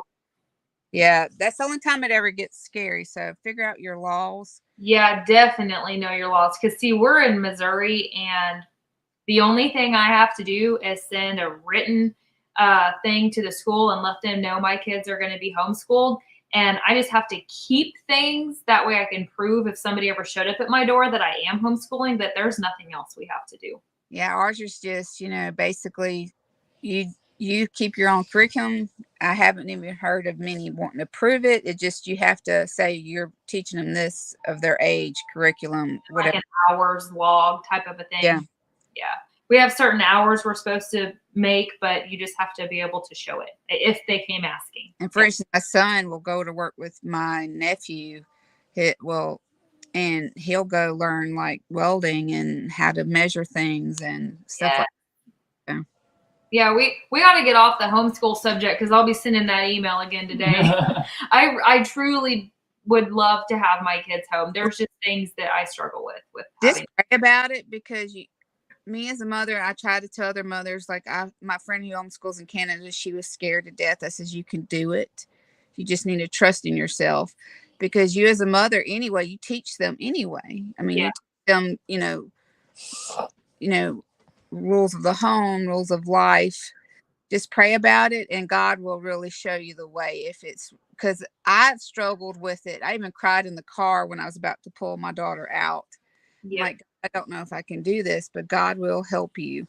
And it is a struggle. There's days there's weeks I don't get nothing done, and then we have to do a little bit here and there. But I'm not gonna lie, it is a struggle sometimes, but I don't regret it. Just pray about it, and if that's what God puts on your heart to do, just go ahead and go for it, because you can't fail with His help. So you're right. You are spot on. And I don't know if you were on at the very beginning of our life, but that was a verse that Glenn had mentioned was, with God, all things are possible. And so, yeah, so it is possible. And I could have still had my kids home. I just was struggling being stretched time-wise. And what do I do once we've hit our homeschool done for the day? Now I have to do office work. Now what do? You're just going to sit in front of the TV or something. And I was just completely drowning. Yeah, there's days I do like my older kids only, and then there's days I do the little ones. So I try to break it up. Sometimes with 6 of them, yeah, that would definitely be a deal. You'd have to kind of separate them out. And there's days they could do there's stuff called Khan Academy. That's a really good thing for your kids to get online. So it's about. But homesteading wise, my garden's my therapy now, and I go out there, and my kids are like, "What do you like? Y'all don't understand. This is my stress relief." I'm gonna go talk to the counselor right now. This is the counselor's office. My garden. And it's like, give me a minute. The amount of lessons that we can absorb and that we can teach our kids about the Lord in the garden is unreal. Like the things that you can enrich your child's life with that they can never get at a school. And again, I'm not against school. My kids are in school.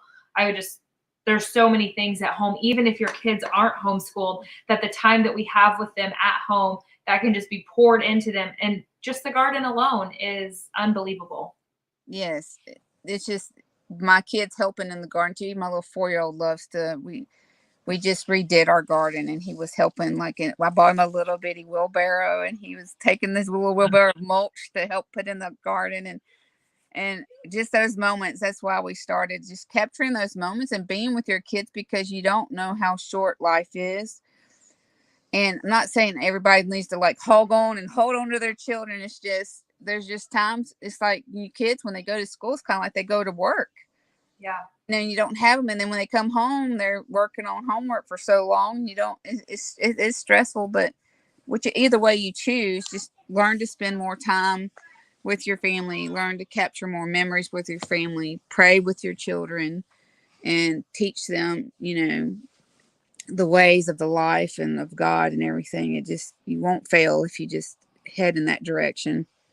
You didn't send that. If you're trying to send it. That was one of the things that we had actually just talked about yesterday. As I told him, I said, if I could go back and do it all over again, we would have started out, which financially we couldn't have, but if money was an issue, we would have started out in a little country house with my kids with very minimal screen time. And they had never went to school. They'd always been homeschooled, and we'd have just began life this way. So trying to pull back and start doing life this way when you already have a 12-year-old an almost 10-year-old, it's kind of tough because we're repaving it. And it was the same with our spiritual journey. So we kind of had to repave for them, like, this is how we did things before, but now we know the truth and we know it's right. And so we're just like repaving all these roads for the kids. And they're like, what is wrong with you? But and yeah, you never know with what, it's being put into schools now. That's what, worries some parents. So that's what worries me. And we're pouring enough conversations into our kids at home that they know what's right and wrong with the things that are being okay to school. But the trouble is it's normal to them probably more than it is us because they're seeing it. And we talked just yesterday about any time we have with the kids needs to be more intentional. So when they get home from school, we want to be done with screens, done with my office work, done with things that I might need to do on the phone other than a phone call, texting and YouTube and all of these things, emails need to be put to the side. And we had so much time with them yesterday. It was unreal. It's like, man, look at all this we can do with them. yeah. Bland's Promised Land Ranch, they asked if they could come up for a minute too. I'm going to post the link and they're welcome to jump up here with you also. You're welcome to stay too. I'm just going to throw it up there if they want to jump up too. Sure. So and time, people got to remember, time is key. Time is something you can never get back. That's right. So focus on what you do with your time, like you were saying. Yeah, just intentional time. Even like we needed to get those plants in the garden.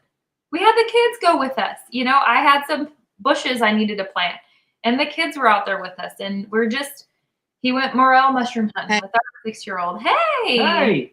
That's Lexi. Kids. Like our middle child. She's number 4. Number 4. I think I need a number 4. All this kid talk. Bland's Promised Land Ranch. If you'll click on that link and you want to come up too, go ahead and click on that link that Jessica just shared, and we can pull you up on here also. Chris and Larry, which is, I believe it's Chris, says, I love all of the lessons that we teach homeschooling just by being a homesteader. Yeah, you could throw them darn books out and just say, we're going to spend the day together and your kids can learn how to cook, clean, do laundry, tend the garden, start seeds, take care of animals. I mean, you got science, you got everything that you could ever need in just your day. Yeah, I like the word photosynthesis. I told my son the other day, I said, what does it mean when the plant, starts to grow and, and he's like, oh, what? I know that word. And before, years ago, he wouldn't have known this word. He says photosynthesis. I said, see, you're actually stuff. Yeah. Mom, because I don't teach that sometimes. You can just take the camera. You can. You're more of the homeschool talk here, so I'll step off to the side and I'll just go through comments. I'll just help your brother get towels, please. How are you? Hi, I'm Monica. Sorry, I know y'all don't. Most of y'all don't. Half of you know me probably, but I just love. Well, this is how we meet people. I love your conversation. I thought it was fantastic, and I wanted to say something really quick because I thought it was amazing. First of all, Goss Mania, I love your channel. And I've been watching it secretly. And I was telling my husband, because we do all these lives, and I'm like, hey, you need to go check out this channel. It's really sweet and I like it. And he's like, okay. And anytime I say that, he's always doubtful that it's actually a good channel because I like all these random things. And he's like, okay, yeah, I see that channel. I'm like, yes. So anyway.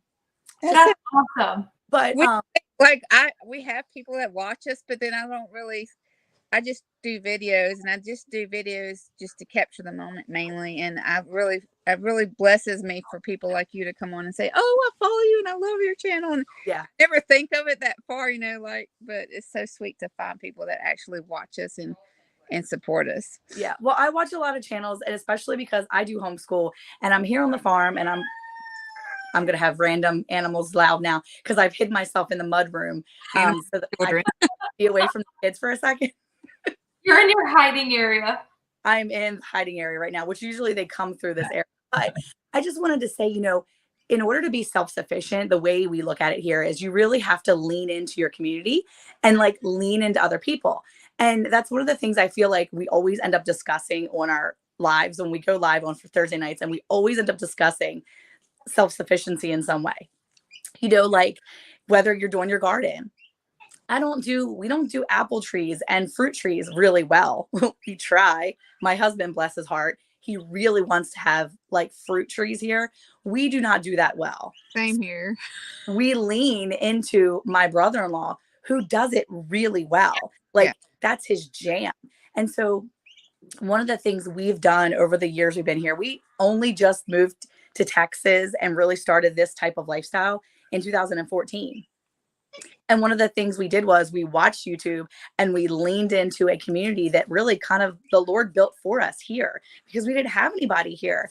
And it was really cool because the more we got to know the people around here, the more the Lord provided people that we could pair up with and partner with and join together and start to do this life together. So we don't have a lot of acreage for all of our animals, but we've got 24 head of cattle. Wow. Amazing. All the cattle, but we run it on other land that we partner with people. So we now help them get ag exempt and we have a space for our cows. We make sure their fences are tidy and we have a space for our cows. We are able to process our animals for our own meat to be self-sufficient. And we're able to give that back and partner with those beautiful, wonderful people that have allowed us their space that we just don't have. Yes. And, you know, when you find people to partner with, like you were talking about a community garden and things like that, when you teach your children and all those moments that you have that you're learning and teaching other people, it's one of those things that, yeah, it's so weird because you think, oh, I want to be self-sufficient. But when you do that, it's not as much about yourself as it is about leaning into the Lord and finding out what people he wants you to pair with. Does that make sense? I have found so much that this community is more of an example of Christ's love than any other walk of life I've ever seen. Is everybody is ready to share, build up, encourage, teach. It's not a competition. It's like, let's come together and do this together. Yeah, you'll have some people that try to take advantage of that. You just have to have a good judge of character. There's always a bad egg somewhere. There's so many that are so willing and so kind. Yeah. That's amazing, really. Yeah. Absolutely. Well, when I heard that your husband, Gossmania, when I heard your husband was going to lose his job, like immediately I went to my husband. I'm like, hey, there's a YouTube channel and you don't know him. But anyway, her husband might lose his job. You need to be praying. And he was like, got it.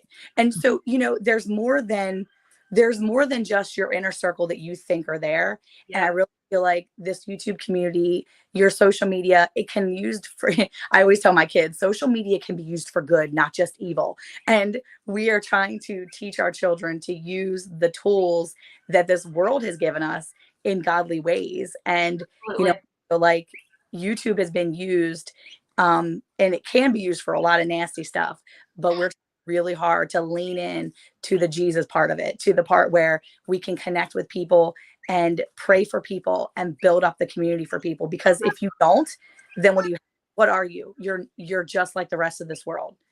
Yeah, you're not a city on a hill. To the pure, all things are pure. And if we're using them in a way that's pleasing to the Lord, you're not going to get a bad fruit out of it. So yeah, absolutely. Yeah. We appreciate those prayers so much because they worked. He held out. I mean, he was not going to do it. He had people saying, oh, let's go get this. I'll take you myself, but you're going to lose everything. He said, I'm not going to lose everything. I already lost the most important to me. I'm good.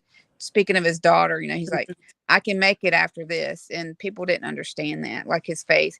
And since then, since they dropped that, you know, that issue, we still, you know, have that in the back of our mind, they might do it again. But anyway, he has people come up to him at work saying, I just can't believe you how strong in your faith you were, that, you know, you were willing to not like lose your job. He said, that's not my everything. Y'all don't understand. This may be your everything, your income. He said, but God was going to provide me a way to provide for my family. That's right. Yeah. Jesse's messing with me because, you know, in the end of our videos, I always say farmers' wives do. My husband says farmers do for everything. And we do barter a lot here.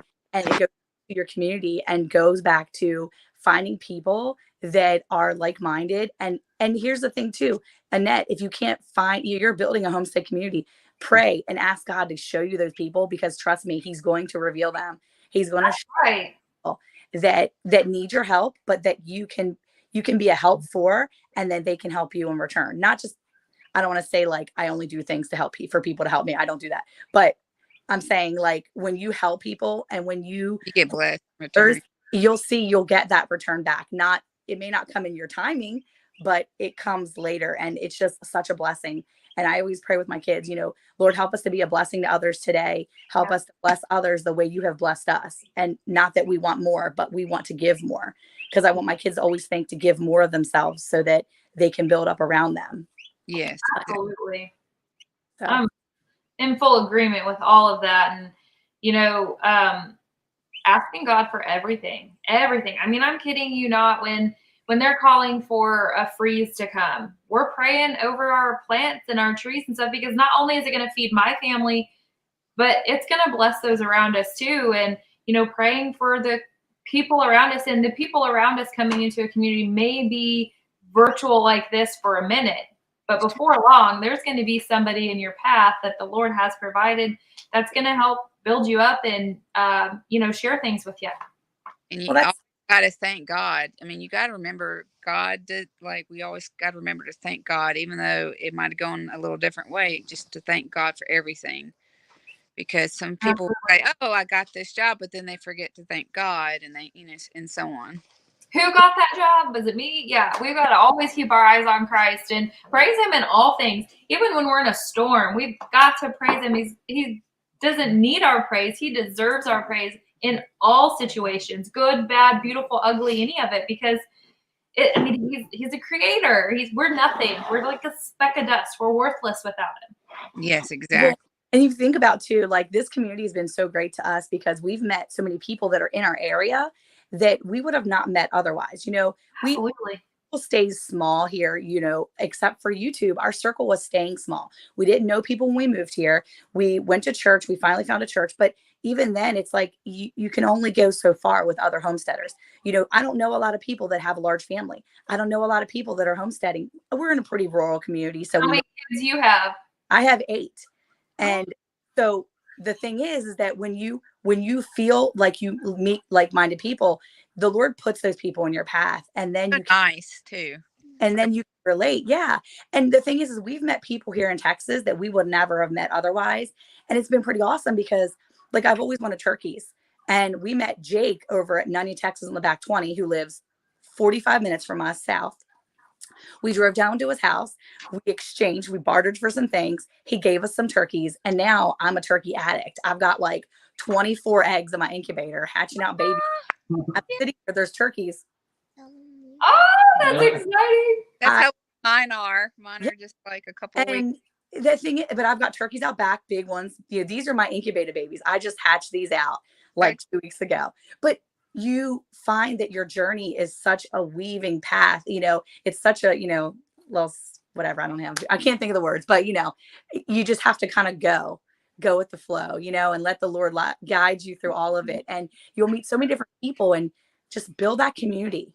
And even if the person that you think you have so much in common with, like what happened with us, which didn't turn out very well, that friendship ended really abruptly. It actually led to a different friendship that has been a truly blessing for me. Like my husband said, I don't understand why. I said, well, sometimes, he's like, I said, I know why, because now I have a really good friend.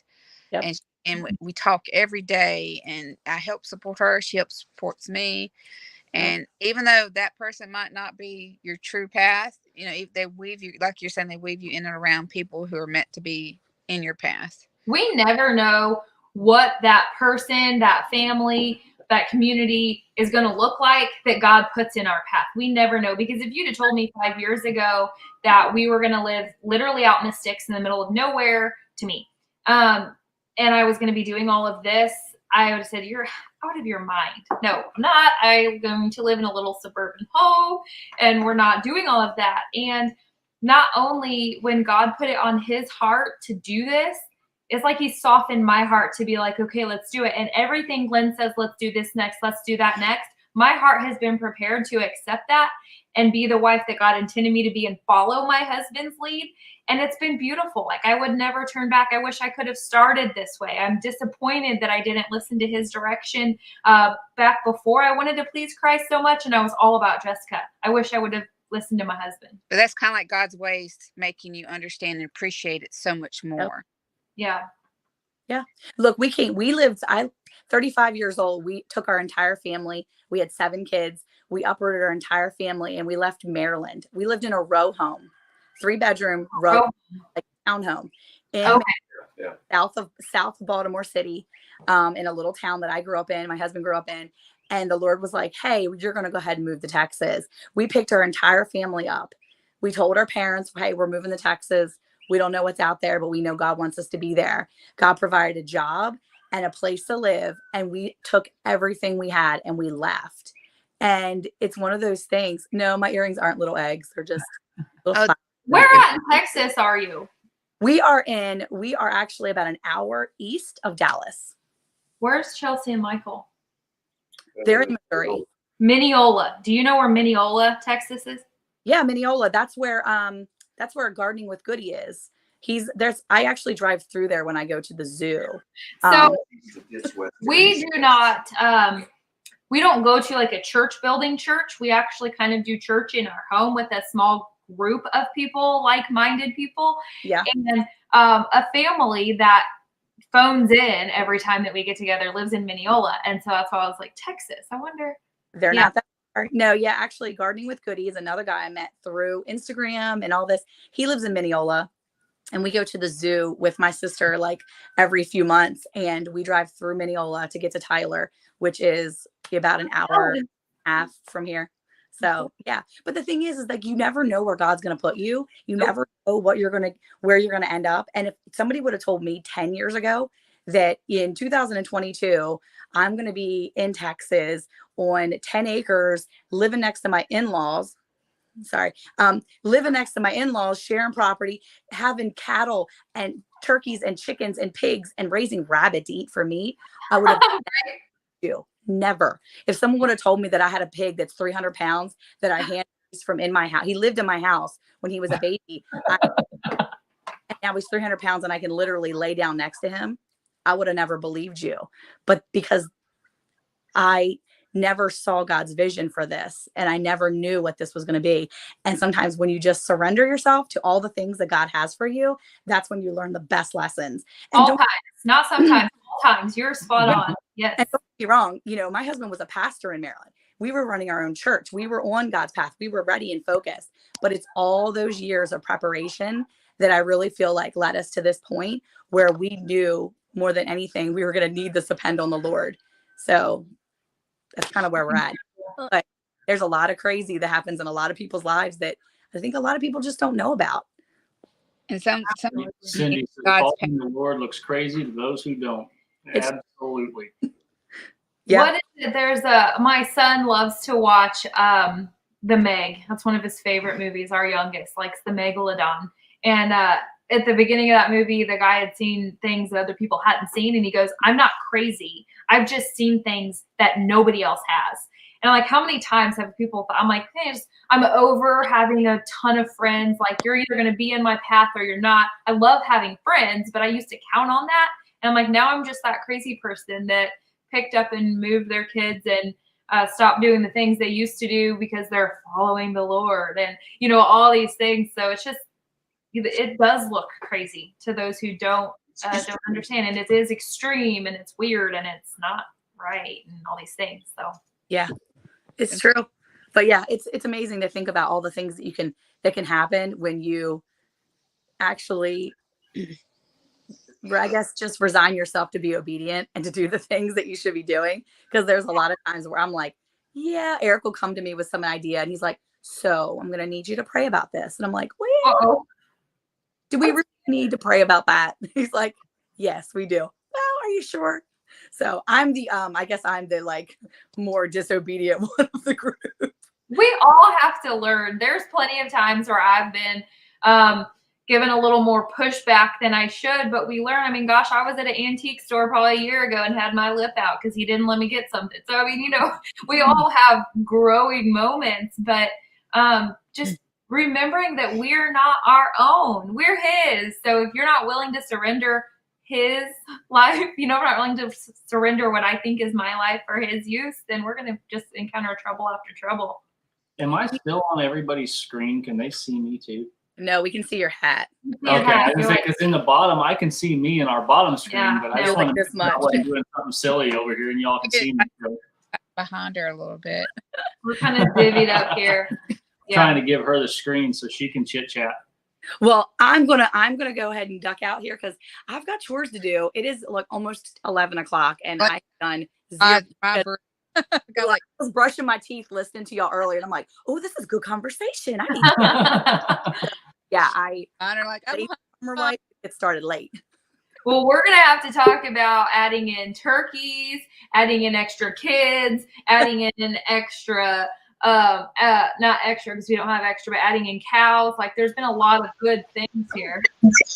Oh, no, we're here. Hi. So I looked right. My voice is horrible, so we're going to be good. Well, good morning. I hope y'all are on the mend. Well, we thought so, but I don't know. Gary may be tickled that I'm losing my voice. I usually am when Jessica loses hers too. I think Gary. Yeah. Hey, really quick, 1 second, real quick. Your name was, ooh, I'm so bad. Did you say Monica? Monica, yep. Okay, and what channel were you on? Because I need to make sure I am from Blank. Oh, we're Bland's losing. Family Ranch. Bland's Family Ranch. Okay. Glenn knows a lot more of these homestead channels than me because he gets more opportunity to watch. And so I want to make sure I write that down. Thank you so much for jumping on here. Thanks for and then having I know you got chores to do. See you guys later. See ya. There you go. Now I got that wrote down. Oh, gosh. Yeah. So you're feeling better. Just Yeah, feeling better. Just that today I lost my voice. Still real tired. But Gary's restless, so he's out running around outside for a little bit till he'll wear down, and then he'll be back in. he'll be whooped. Yeah. got another shirt. Yeah. I hear you. So, did you say you said you make your own spices, right? Yes. Yep.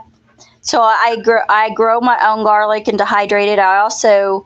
We have garlic that grows on the old homesteads here that are abandoned.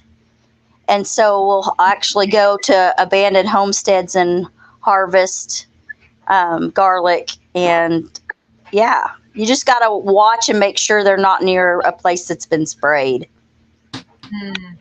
And I grow all of our own oregano, thyme, peppers.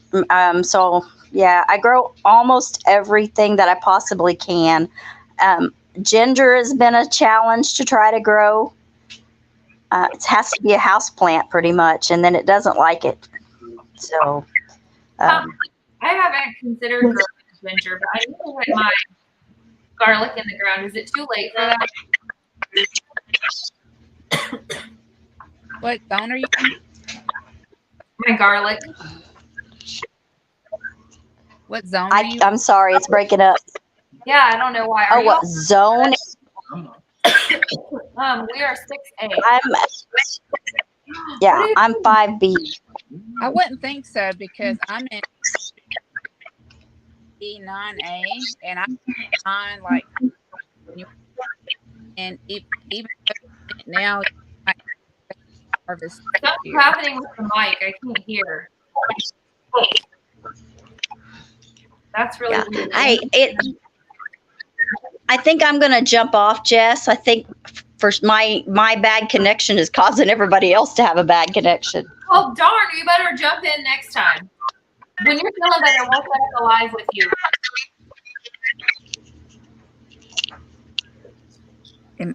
Pull her down. Yeah. Is that better? Yeah, I think it was just your speaker like reverberating. Yeah. So we're in zone 6A. Is it too late for us to put my garlic in the ground? When does it get really warm for y'all usually? Probably in about a month. Yeah. Really? I would think so. You could try it. I mean, it's worth trying. But I mean, it's just gonna rot sitting on my counter if I don't, right? yeah, I mean, I have garlic in the ground now, and I have some elephant garlic. I actually started those, I think, in January, but I'm 8B98 and we tend to stay on the warmer side, really warm, the humid side. But you should try it. I would try it. Even if you don't want to do all of them, just do some and experiment with it. Do But they like warm or cool? Cindy says no, go ahead. It will just be small. Okay, Yeah. so they probably like cooler temps. take a while. You might have to leave them where they're at. Like consider leaving them somewhere. You might have to leave them for the, till next year. Okay. Cover them up if it gets too hard of a freeze. Spring Meadow says wait until spring or wait until fall. I already bought a head of garlic, like just a whole head that I was gonna split up and put in there. So if it doesn't work, the garlic was gonna go bad if I didn't do something with it anyways. So otherwise, now I know in the fall I will plan to plant. Yeah, you can always learn, learn. Like I tell people, learn as you grow, because sometimes you learn things or how to do it, a different way. Interesting. Yeah, it just always.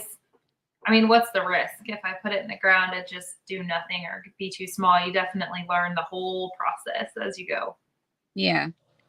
Might as well try. Sounds like I'm going to try and talk Glenn into more kids and putting garlic in the ground. I'm all for the garlic in the ground. Some people, we get comments all the time. People don't know when to, be nice. Like, oh my gosh, you have this all yours? Like, yeah. Every one of them. Yeah. I could say some smart stuff, but he tries not to because the kids are there. But we hear so many things. Like people really just don't know how to be compassionate or People not. Don't have a filter.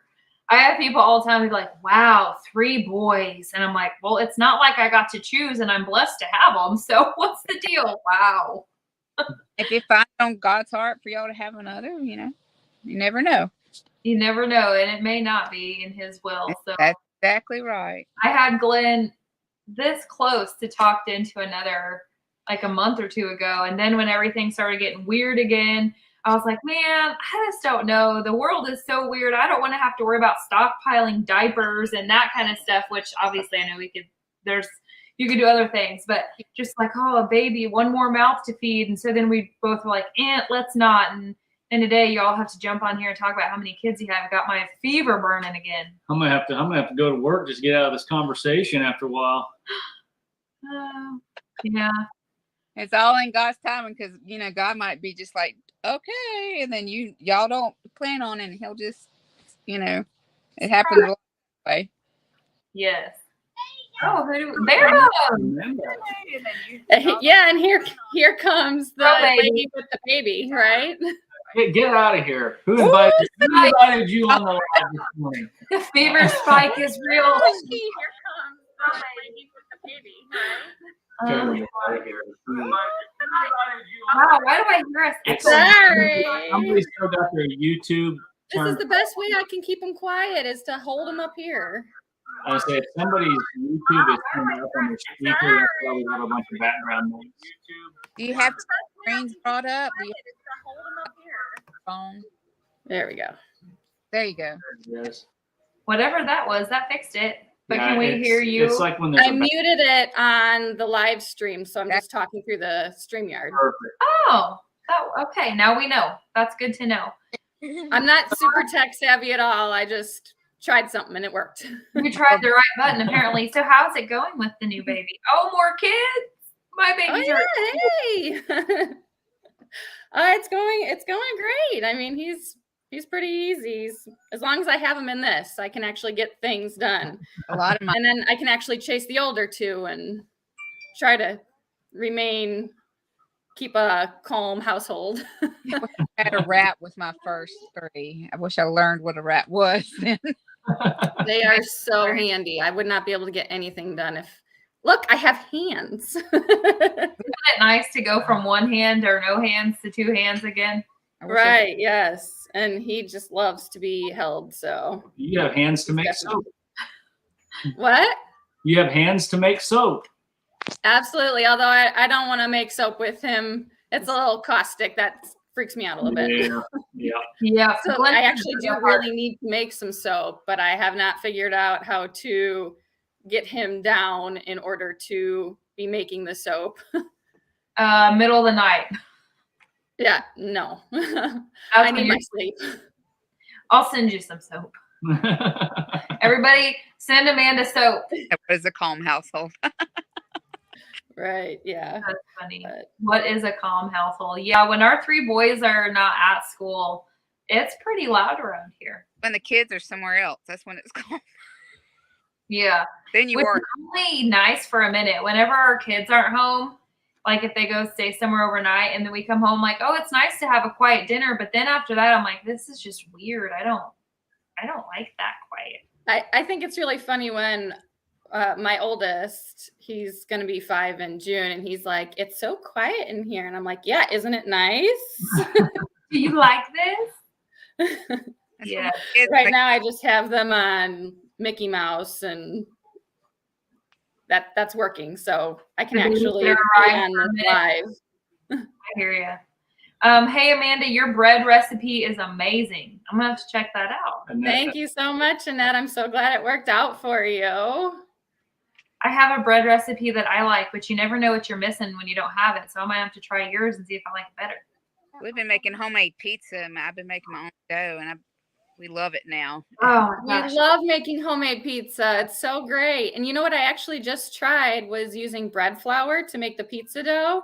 And it makes a really good pan pizza Oh, because it has that extra protein or whatever in it, that it makes like a thicker pan style pizza. Do you use your fresh herbs in your pizza? That's my favorite. I very much do, Okay. yes. for me. Love that. So Amanda, when are your guys' plans to move to Tennessee? Ooh, So yeah, that's like I'm asking like that all the time, right? So it's really all just like the logistics of it. If it was my choice, we would be there already, but we were concerned with the baby and being close to, we have a pediatrician here and all that kind of stuff. So we had to be here for all of his checkups and stuff. And then obviously we would need to get a new, get insurance for the baby to keep going to the doctor and stuff like that. So we have to get a job. Mike has to get a job in Tennessee before we can even get a loan. And so he has, and we kind of toyed around with the idea of renting, but it's just really kind of like a logistical nightmare to try to move all of our stuff to a rental property, first of all, with 3 kids, 1 being a baby, a dog, and 6 chickens. And all my plants, because I'm bringing all my plants. Like, that's just like a logistical nightmare. So in order to get a loan, you have to have a job. And so Mike is working on that currently. And that's like, okay, we were just on the, what's that? Are you seeing why am I getting spammed here? I'm putting you guys got spammed quite a bit there. Yeah, I don't know what happened. It just all of a sudden broke open there. The floodgates are open. Who else wants to be in timeout? Just blow up the chat with stupid stuff. Sorry, that's blowing me away. It's probably my kids at school or something on there. That, and you mentioned God and alive, and they're like, "Oh, here come the spammers." Mm-hmm. Right. Oh yeah. Gotta get rid of these weird people. That's crazy. So continue on. I'm sorry. That was No, that's fine. I was just talking to Mike. He's at work right now, and that's something he's gonna get like on Indeed and some like ZipRecruiter and stuff like that. And there's tons of jobs down there, but he hasn't gotten contact. He got contacted by one hospital, but hasn't. It was just like their HR department. Like, and what does he do for a living? We're both nurses. We're both. Yeah. So you have 3 kids. You make tons of stuff on your own, and you're a nurse. Yes. And I don't think I can have another kid. Sounds like homeschool. Jessica's falling behind. Well, you're kicked out of the chat because you just made me look terrible. No. No. I'm going kids. back to work on Friday. I'm not ready, but I am ready. That's tough. You guys are killing it as moms. That's Were awesome. you a nurse before you had children? I'm sorry? Were you a nurse before you had it? Oh yeah. I've been a nurse for 12, going on 13 years. Wow. And our oldest is going to be 5. Yeah. And then we actually went and got our master's degrees. Ooh, And we got married and had our 2 oldest kids in grad school. Wow. It That was I think I get overwhelmed. a moment of insanity, but we did it. Yeah, it's a short time, but it's tough while you're in it, huh? Yeah, it was 4 years. Took us a full 4 years to do it. You guys haven't had much demand for nurses recently in Chicago, have you? Oh yeah, no, not at all. When COVID actually started, we are the bioterrorism hospital in Chicago. Nice. But we both work in the operating room, and they actually shut down our operating room. Oh, wow. my But they were like, and I was pregnant with Cole, our middle child, with COVID. He was born in February, and then we closed, like Chicago shut down in March, right after he was born. And so they were paying nurses like astronomical amounts of money to come in and work in those tents and all that kind of stuff. But we didn't want to do that because we had a brand new baby, and we could have made really great money, but at the risk of our health and our family's health, it was not worth it. Money is not worth that. Hey, to anybody who uses StreamYard, isn't there a way that I can put a banner on the bottom of each of these ladies' pictures that says their channel?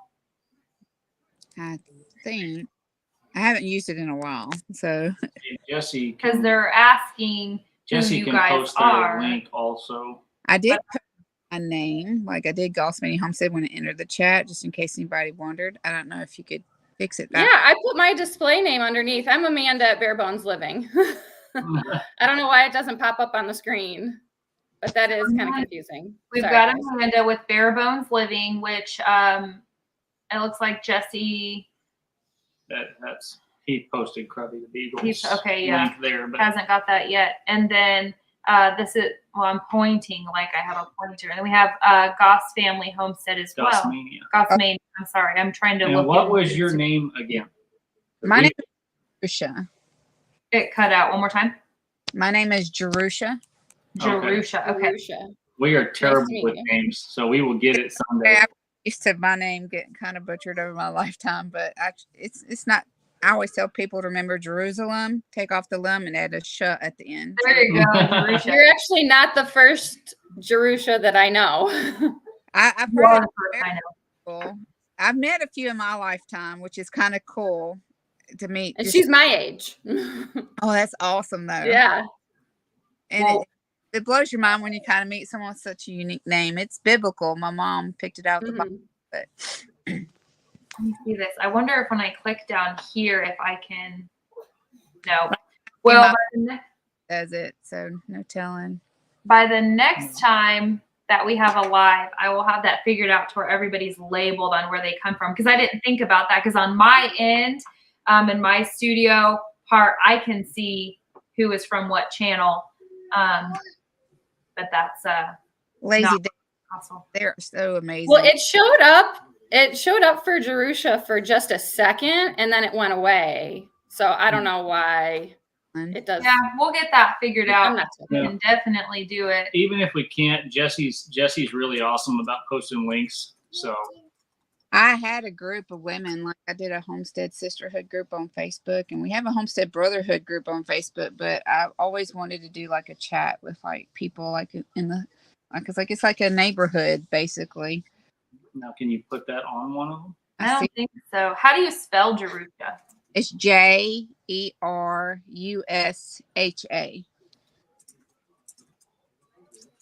It's Gossmania is one word. The reason we named our Goss Mania is we had like I think 5 kids at the time when my daughter wanted to do YouTube, and we said it's complete mania sometimes. So shall we call it Goss Mania? We never changed it. That's a cute name. Yeah, well, that'll work for a minute, so now you guys can see. But I need to figure out how to get it under your photo. That would be fantastic. But that's okay. In a minute, I'll look at you in a minute. Hold on. But yeah, Jessica, definitely you should try planting those garlics. I mean, I'm in 5B. I usually plant mine in October like everybody else, but I had some sprouting on my counter. And so I went and planted them a couple weeks ago, and they're obviously way behind the ones that I planted in October. And they kind of got, because they had already started to sprout, and we had snow And on that Monday. Yeah. But Run. I mean, worst case scenario, it rots on my counter. they're just going to be a little delayed. I mean, who cares? Yeah, okay. Yeah. Gardening is an experiment, right? Everything in gardening is an experiment, as you learned with the zucchini. So, oh yeah. Little Homestead by the Beach says, wow, you guys talk for a long time. It's my lunchtime now. Well, we never know when we do a live how long it's going to go. Ultimately, we're shooting for an hour, but when there's so much going on and so many people involved and plugged in, and we're still having an audience, we kind of just keep rolling for however long people are there. Even if the rain days, so I don't have to leave. boys. Which house is that coming from? It's Amanda. It's quiet. If ours were home from school, it's that too. My oldest one is the troublemaker, so he's the one that would be doing that if he wasn't coloring right now. Well, I got 2 toddlers, so I'm like at that screaming phase. Oh yeah. Everybody has a voice and it must be heard. And my 2-year-old is very much a 2-year-old, so he's that screechy one. Or they like to claim everything, and the other wants it, the other don't want it. Yeah. Well, this isn't like a professional environment, so your children in the background is just fine. We're not trying to hide them or scooch around the camera to pull them out the room.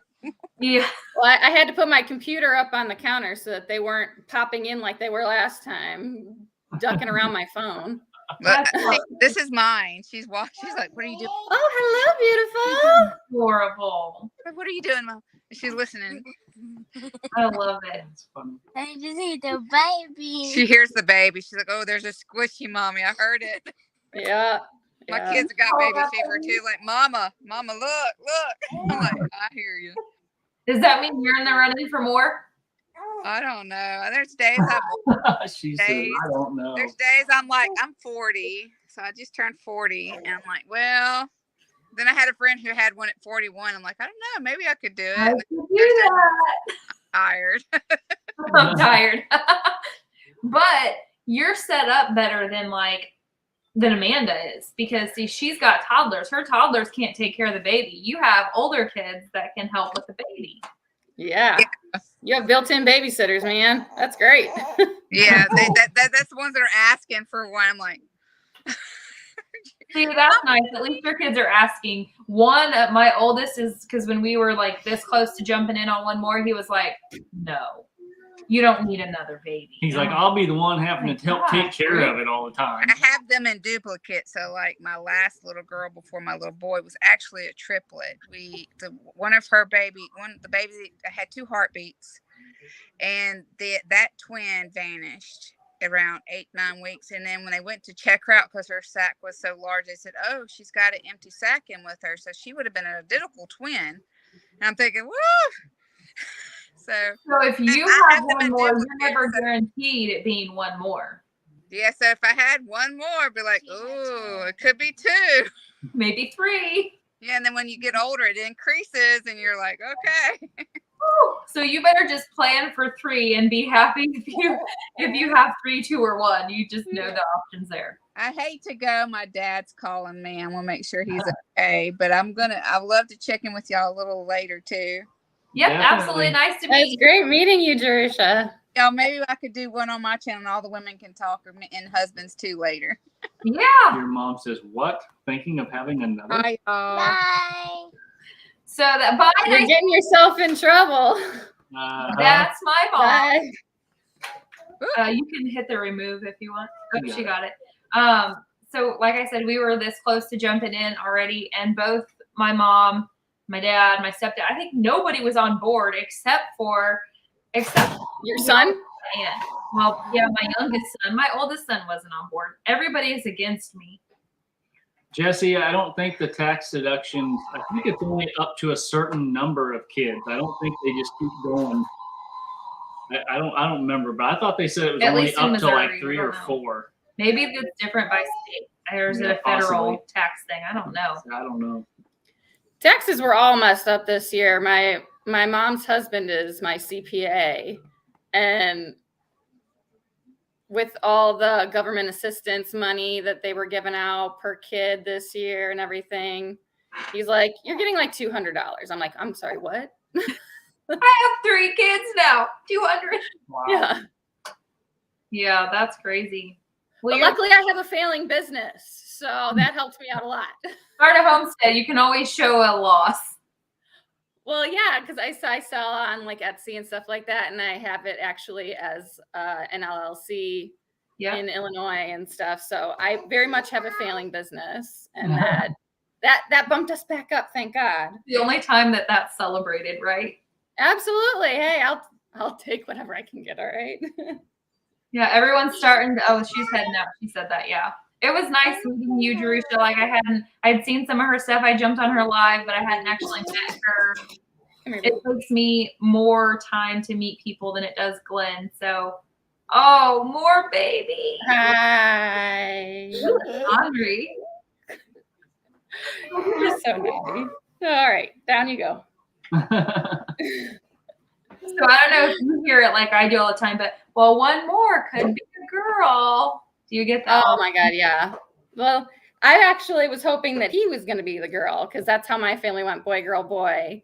And then Mike is one of 3 boys, so we knew that boys were going to be like our thing. My dad is one of 3 boys as well, so girls are not very strong in my family, but it would have been nice, but that's all right. My mom had all boys, but both of my brothers, they got girls. So they got girls and boys both. So yeah, Jessica's mom says we would have a boy. I'm sure of it. We could change our name to, instead of Gather Together Homestead, it could be Homestead of Boys. Mm-hmm. Overrun by boys. Yep. Hey, boys are good little farm Boys' hands. home. The boys' home. The boys' homestead, yeah. I'm outnumbered here. That's right. I just have girl animals. I have girl goats. Yeah. I got hens. I got dogs. That's my girl power right there. That's pretty much ours around here, other than Jessica. So, right. But even our dog's a boy, so. Yeah, I'm the minority of the house. That's all right. Yeah, that's how it is. I grew up a tomboy anyway. I don't know what I would do with a girl. At this point, if we ever did have a baby and it was a girl, there would be a lot of adjustment. Yes. And you need to like rebuy everything, and heck, at this point, I'd have to rebuy everything anyways, because anything below my 3rd child, size-wise and clothes, has been gone. Although my older brother's 6 years older than me, and I wore his hand-me-downs, and he's 6'2", and I'm 5'6", so I wore his hand-me-downs. I looked really stellar growing up, guys. That would always be an option for play clothes, but I have to say, if I ever had a little girl, I would have like hair bows for pajamas, hair bows for swimming suits, hair bows for like every day until they were pulling them out. Yeah, no. It would have to be girl, girl, girl, because I've had so much boy. Dresses, tap shoes, whatever. I say that, but I live on a homestead, so everything that my kid would wear would be dirty, just like my boys. Mom says, absolutely. Yes, hair bows. You agree? So we should try. Oh,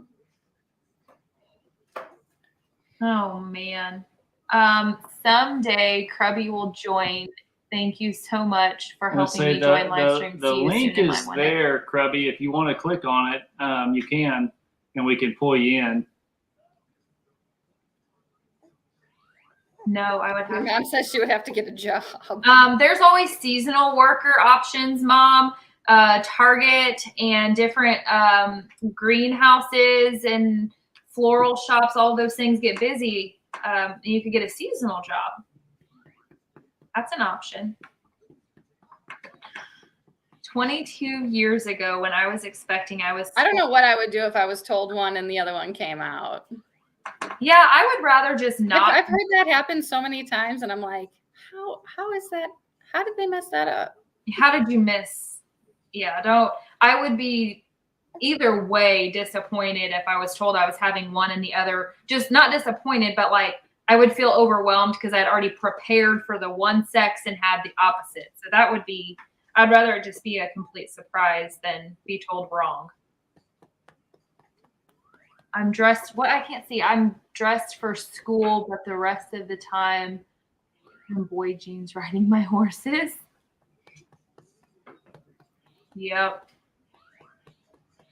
Yeah, I mean, my lifestyle has changed. Having a girl probably wouldn't be it would be like farm girl dresses that would be muddy and wet from the creek. Oh, I hear. All right, well, I'm going to have to go feed this little one, so I'm going to jump down, guys. See you later. We're probably going to, unless anybody else is wanting to jump in here. See you, Amanda. Bye. Unless anybody else is wanting to jump in here, we're probably, we're like 2.5 hours. We're probably going to call it a day. I know Altruistic Homestead, when they do their cooking and stuff like that, they're like, they were always been told that if there was people in there still and talking and enjoying it, that they just leave it up. But there's still 16 people in here. But yeah, I don't want to kick people out. I just don't want to be like, I don't want to get to where we just have boring content. So we don't want to be the ones that are wearing everybody out for 3-4 hours at a time when they really don't want to listen to us. Pathway says Hannah was supposed to be a boy. We did some quick scrambling, but we're just so happy she was healthy after the problems I had. Yeah, I definitely wouldn't be disappointed. I think I said disappointed, but that wasn't the intentional word. I would just be unorganized feeling, especially when you have other children and then you've prepared for said girl or said boy that comes out completely opposite. Then it's like, how do I get rid of all of this stuff and switch it to new? I think if I had another one, I would probably do a surprise. I don't think I would do any kind of gender reveals. I would just be like, she would find out because she likes to be prepared. Nope. I'm learning to not be as prepared on things that don't need preparing for. But yeah, Cindy, if you wanted to try and jump back up again, if your volume is down on your phone, she said, who was it? Amanda said that she muted the chat, but kept up the StreamYard. And I don't know how you do that, but she did. Jennifer got to go. Thanks for joining. And if you guys aren't over on Josh at Fugate Farms, they're out of Oklahoma. It's another channel that we've subbed to recently and stuff, kind of getting to know them. But he actually goes live in about 30 minutes. So we definitely don't want to run into his either. So, but if anybody else wants to jump up for a quick minute, we can. If not, we'll probably call her quits for today. And it's the ultimate surprise. So get to the farm. Is that how you guys have done things? I've seen some really cool like photo opportunities and people have had surprise gender babies, like where they didn't find out what they were having. And I always thought that would be cool, but for so much of my life, I've been like very prepared and organized and plan everything. And God has really shown me that sometimes I don't need to plan things that don't need planned. And this is one of those things that I probably don't have to plan. We're going to see if we can get Cindy on here now. We'll give it a run.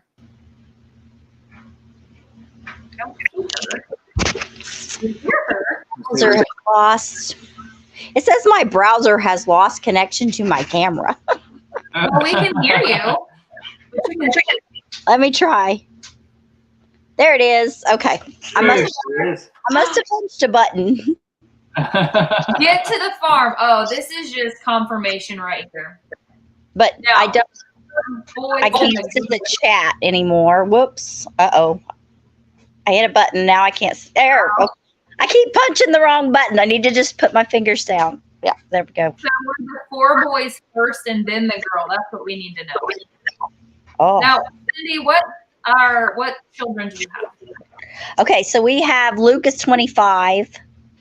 I guess we had twins. We lost them pretty early in our pregnancy. And then they were boys. So we have 2 in heaven. And then they would be 27 this year. Is that right? I don't know. They're older than Luke. I'm got nervous all of a sudden. I can't do math. But yeah. And then Luke is 25. Rebecca is 23. And Hannah's 19. Oh, wow. You've got several. We were able to raise. What was that, Glenn? I said, all you people with more than 3, you're not helping my cause. Well, we only got to raise three of them. But we did do foster care for several years. And so we had 23 foster kids come through our home as well. Not all at the same time. 23? 23, yeah, over the years that we did care. That have through the house over the years. Yeah. So, yeah. We still are in contact with 3 of them. So, yeah. That is incredible. Cool. We've talked about doing like a foster to adopt thing, but I have a real hard time with, I think probably you would have a struggle when they leave. And yeah. That's just a selfish response, I'm sure. I think you would have a lot of hard time with that. It takes a lot out of you to just go seeing what the kids have to go through, and the kids don't have rights.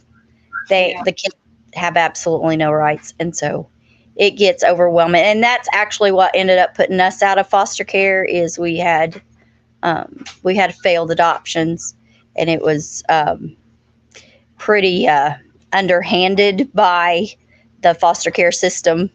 So yeah. So we were done. We were done. So, but we've had lots of friends that have had fabulous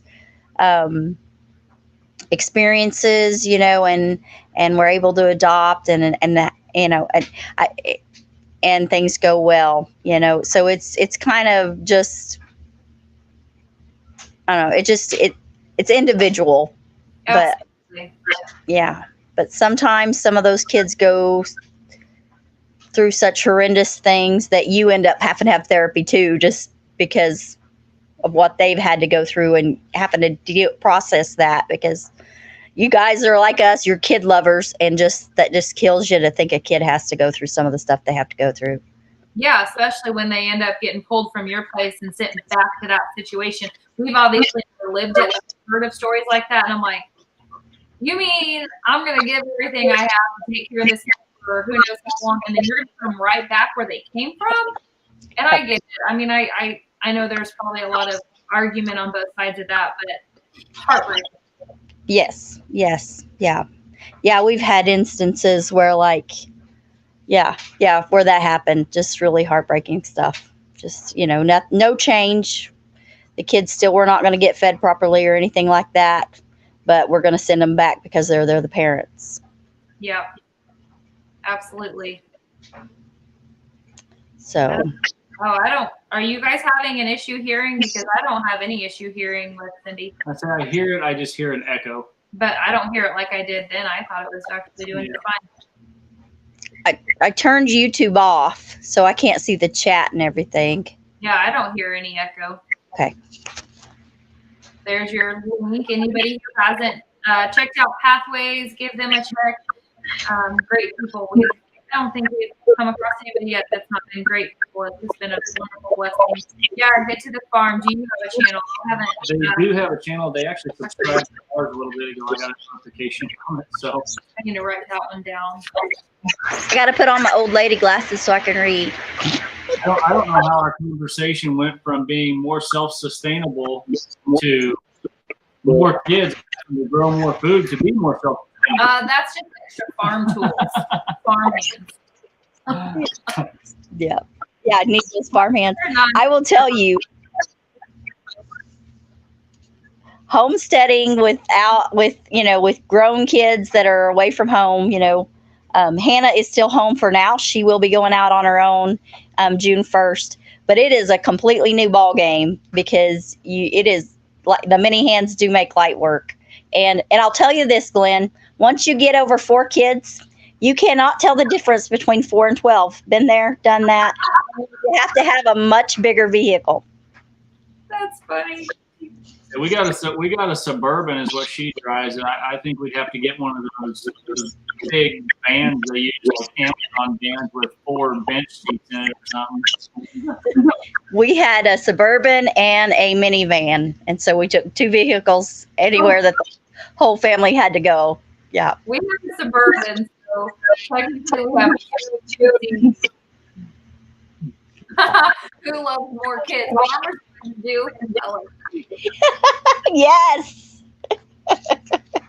So we've just focused elsewhere other than foster care. We've focused helping, helping families that come to us that are in trouble. Being pastors, you are mandatory reporters, but a lot of times you can help out before it gets that bad, and help the family out. And yeah, we've done that where we could. And then just pour into kids' lives that need a little extra support. They need a larger family. Jesse says, please don't tell me Jessica is a suburban soccer mom. Yeah, it's pretty much the truth. 2 of my 3 kids play soccer. I'm definitely the soccer mom, football mom, basketball mom, baseball mom. You name it, I'm that mom. Milking mom, bread making mom, boy mom. Unless somehow it's a girl. Then I'll be a mom of both. Mine are all adult and still live on the farm. Oh my gosh, if that wasn't something, my Know where it's at. my oldest and I were kind of talking this morning or yesterday, it was yesterday, about what I look for, what my hopes are for my children in terms of being successful. And, everybody wants to say, well, I just hope my kids grow up to be successful. And I just told them, my hope for success for you would be big house, beautiful wife, many kids, all this stuff, great job. I want you to hunger and thirst for the Lord and live a life where you're able to provide things for yourself. So if that means staying close to home and living on or near our homestead, that would just be the cherry on top for me. Yeah. Yeah, that's where it's at for sure. And I hope my kids don't move away, but ultimately if they move away and they're hungering and thirsty for the Lord, then that's the goal that was met, and that's what I could hope for. I just get a little selfish and want to see their little faces as often as possible. I am selfish too. Luke went to Oregon, so he's in Oregon. He's been there, I can't remember how long he's been there. 3 weeks, I think. And he's working in Oregon. And Rebecca came by yesterday and dropped off some stuff. She came for a funeral, and she came down and did a great job representing the family since we couldn't go. And so she stopped and dropped some stuff. She's in Kansas City. That's 2.5 hours away. But she loves the city. I never dreamed. But when she comes here, she's got to go look at all the animals. She's got to pet everybody. She's got to, you can take the farm girl from the farm, but you cannot take the farm out of the girl. Right. Yeah. Awesome. Supposedly when I talk, there's an echo. I'm sorry. I don't know how to fix it. That's beyond my expertise. Sorry. Yeah. I don't know. Hey, and Eva, the drone. Yeah, I forget what was your name. His name. Get to the farm says house has expanded to include separate apartment type areas, and they are all thinking about houses. How do you instill that in your kids? Outside of loving the Lord, like that would be the next thing I would want. Like, you want to live close by. How do you do that? I guess you like the people that they want to surround. I don't know how to do it. I love my in-laws and I love my parents, but no. That's funny. It's Barry. It's over at any drone. Perfect. Fantastic. Massachusetts. So then what's the NE? Oh, I was thinking Nebraska. So that's why I didn't speak when I thought. So Cindy, we'll have to definitely reschedule our meetup so we can get over there with you guys. Yeah, definitely. So did you have any more questions about your garlic?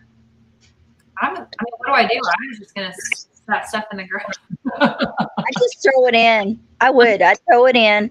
And when it starts to die back, pull it and you just dry what you can dry, or you can even pull it like green onions and dehydrate it and use it that way too. So it'll produce a plant, and when the plant starts to dry, that's when I pull it. Yeah, like whenever I usually get it when the bottom 2 to 3 leaves are dying and they're pretty dry. That's when I pull it and I go ahead and hang it to dry a little more. Okay. But like I was not able to harvest any of my garlic last year, and it all went to seed. And so my herb garden is covered in garlic, little bitty, green garlic, just covered. And so I'm going to go out there, and I do this a lot, and thin it, pull those small plants, and I will separate the white part from the green part and dehydrate it, because they'll dehydrate at different rates, and make my garlic powder out of that. Good to know. I'm going to definitely be on that bandwagon. Now, I just bought my head of garlic from the grocery store. Is that a no-no? Oh, I don't think so. It may take it a little longer to sprout unless it's already sprouting in your house. But it just depends. Sometimes they do treat them and sometimes they don't. Okay. Yeah, usually we veer towards organic stuff if we're going to do that. But for anybody who's still hanging around, we're dropping in numbers now. It's been a long time. We're almost to like 3 hours. But middle of the screen is Cindy from Pathways. And then, I don't know if you see the right or the left, but obviously, I'm the one talking. So the one on the other side is Annie. How are you? I was just going to say, you guys did a great job today. I'm still in my house room because I do absolutely nothing but get up, brush my teeth, take my dogs out, and then watch you guys live. And I've been here ever since. And it's almost noon, so. We appreciate it. You guys did a great job. I'm still in my pajamas too, so you're okay. We all are. You just can't see our pajama pants because we're sitting down. There's my pajama pants. And everybody's talking about all their accomplishments and whatnot, and I'm like, here I am still in my pajamas. Head and everything. We're good. That's what I'm on. I met a lot of new people today, and y'all did good. I had a brain fart like yesterday on my live. I was meaning to announce that I was getting a camera in the mail and everything else, like a bunch of exciting things, and I just completely drew a blank. Didn't know what to talk about. I was trying to think of the word cast iron the other day and was like, remember when we took our pots to that one thing? What was it? Yeah, it just was gone. Those black ones. That's what I said. Yeah, it happened. I'm glad you all could join. Thank you so much. And, I don't intend necessarily for all of our live streams to be this long, but when you get on a great conversation with great people, it just kind of rolls. So thanks for supporting us, being a part of it, just keeping the conversation going. And It's very encouraging to see so many people openly talk about loving the Lord, and I really appreciate that because you don't get to see that very often, and it's good. And people need to see this, you know. It's good to see that there's other like-minded people and to have a community that supports your beliefs and, you know, and has the same goals. And so it's absolutely, encouraging. you know, we will never like push our beliefs on anybody, but I am going to share what's on my heart, and it's nice to be supportive of that. You know, when the topic got going about faith, I was kind of expecting the chat to really die down, and it didn't. So that's beautiful. And we are what we are. If you don't like it, they don't have to watch our channel. So I would hope to be able to scatter as many seeds and water plants as I can. But you know, it is what it is, and I'm grateful to have the opportunity to talk faith with as many people as possible. With as many that want to hear it. Yep, that's our job, is just to plant that seed and hope that something grows. That's Yep. awesome. Absolutely. Well, it was great having everybody on here. I hate to shut it down, but Jess or Josh over at Fugate Farms is getting ready to go live in about 15 minutes too. I don't want to get into his live, but we will definitely catch you all next time, and maybe we will set something up for you guys. Yep. Alrighty. I'm gonna go get Yeah. this. You, Cindy. Oh, sorry. I was supposed to say Josh. There we go. All right. Everybody, Glenda said Josh at Fugate Farms has a live here. Must be at 3 noon. o'clock. 3 o'clock or not 3 o'clock. Or that's sorry, at noon. So go check it out. And thanks for joining. This was a super long live. Thanks for just supporting it and being a part of it. And we have enjoyed all of y'all. We're gonna sign it out. We'll see you guys.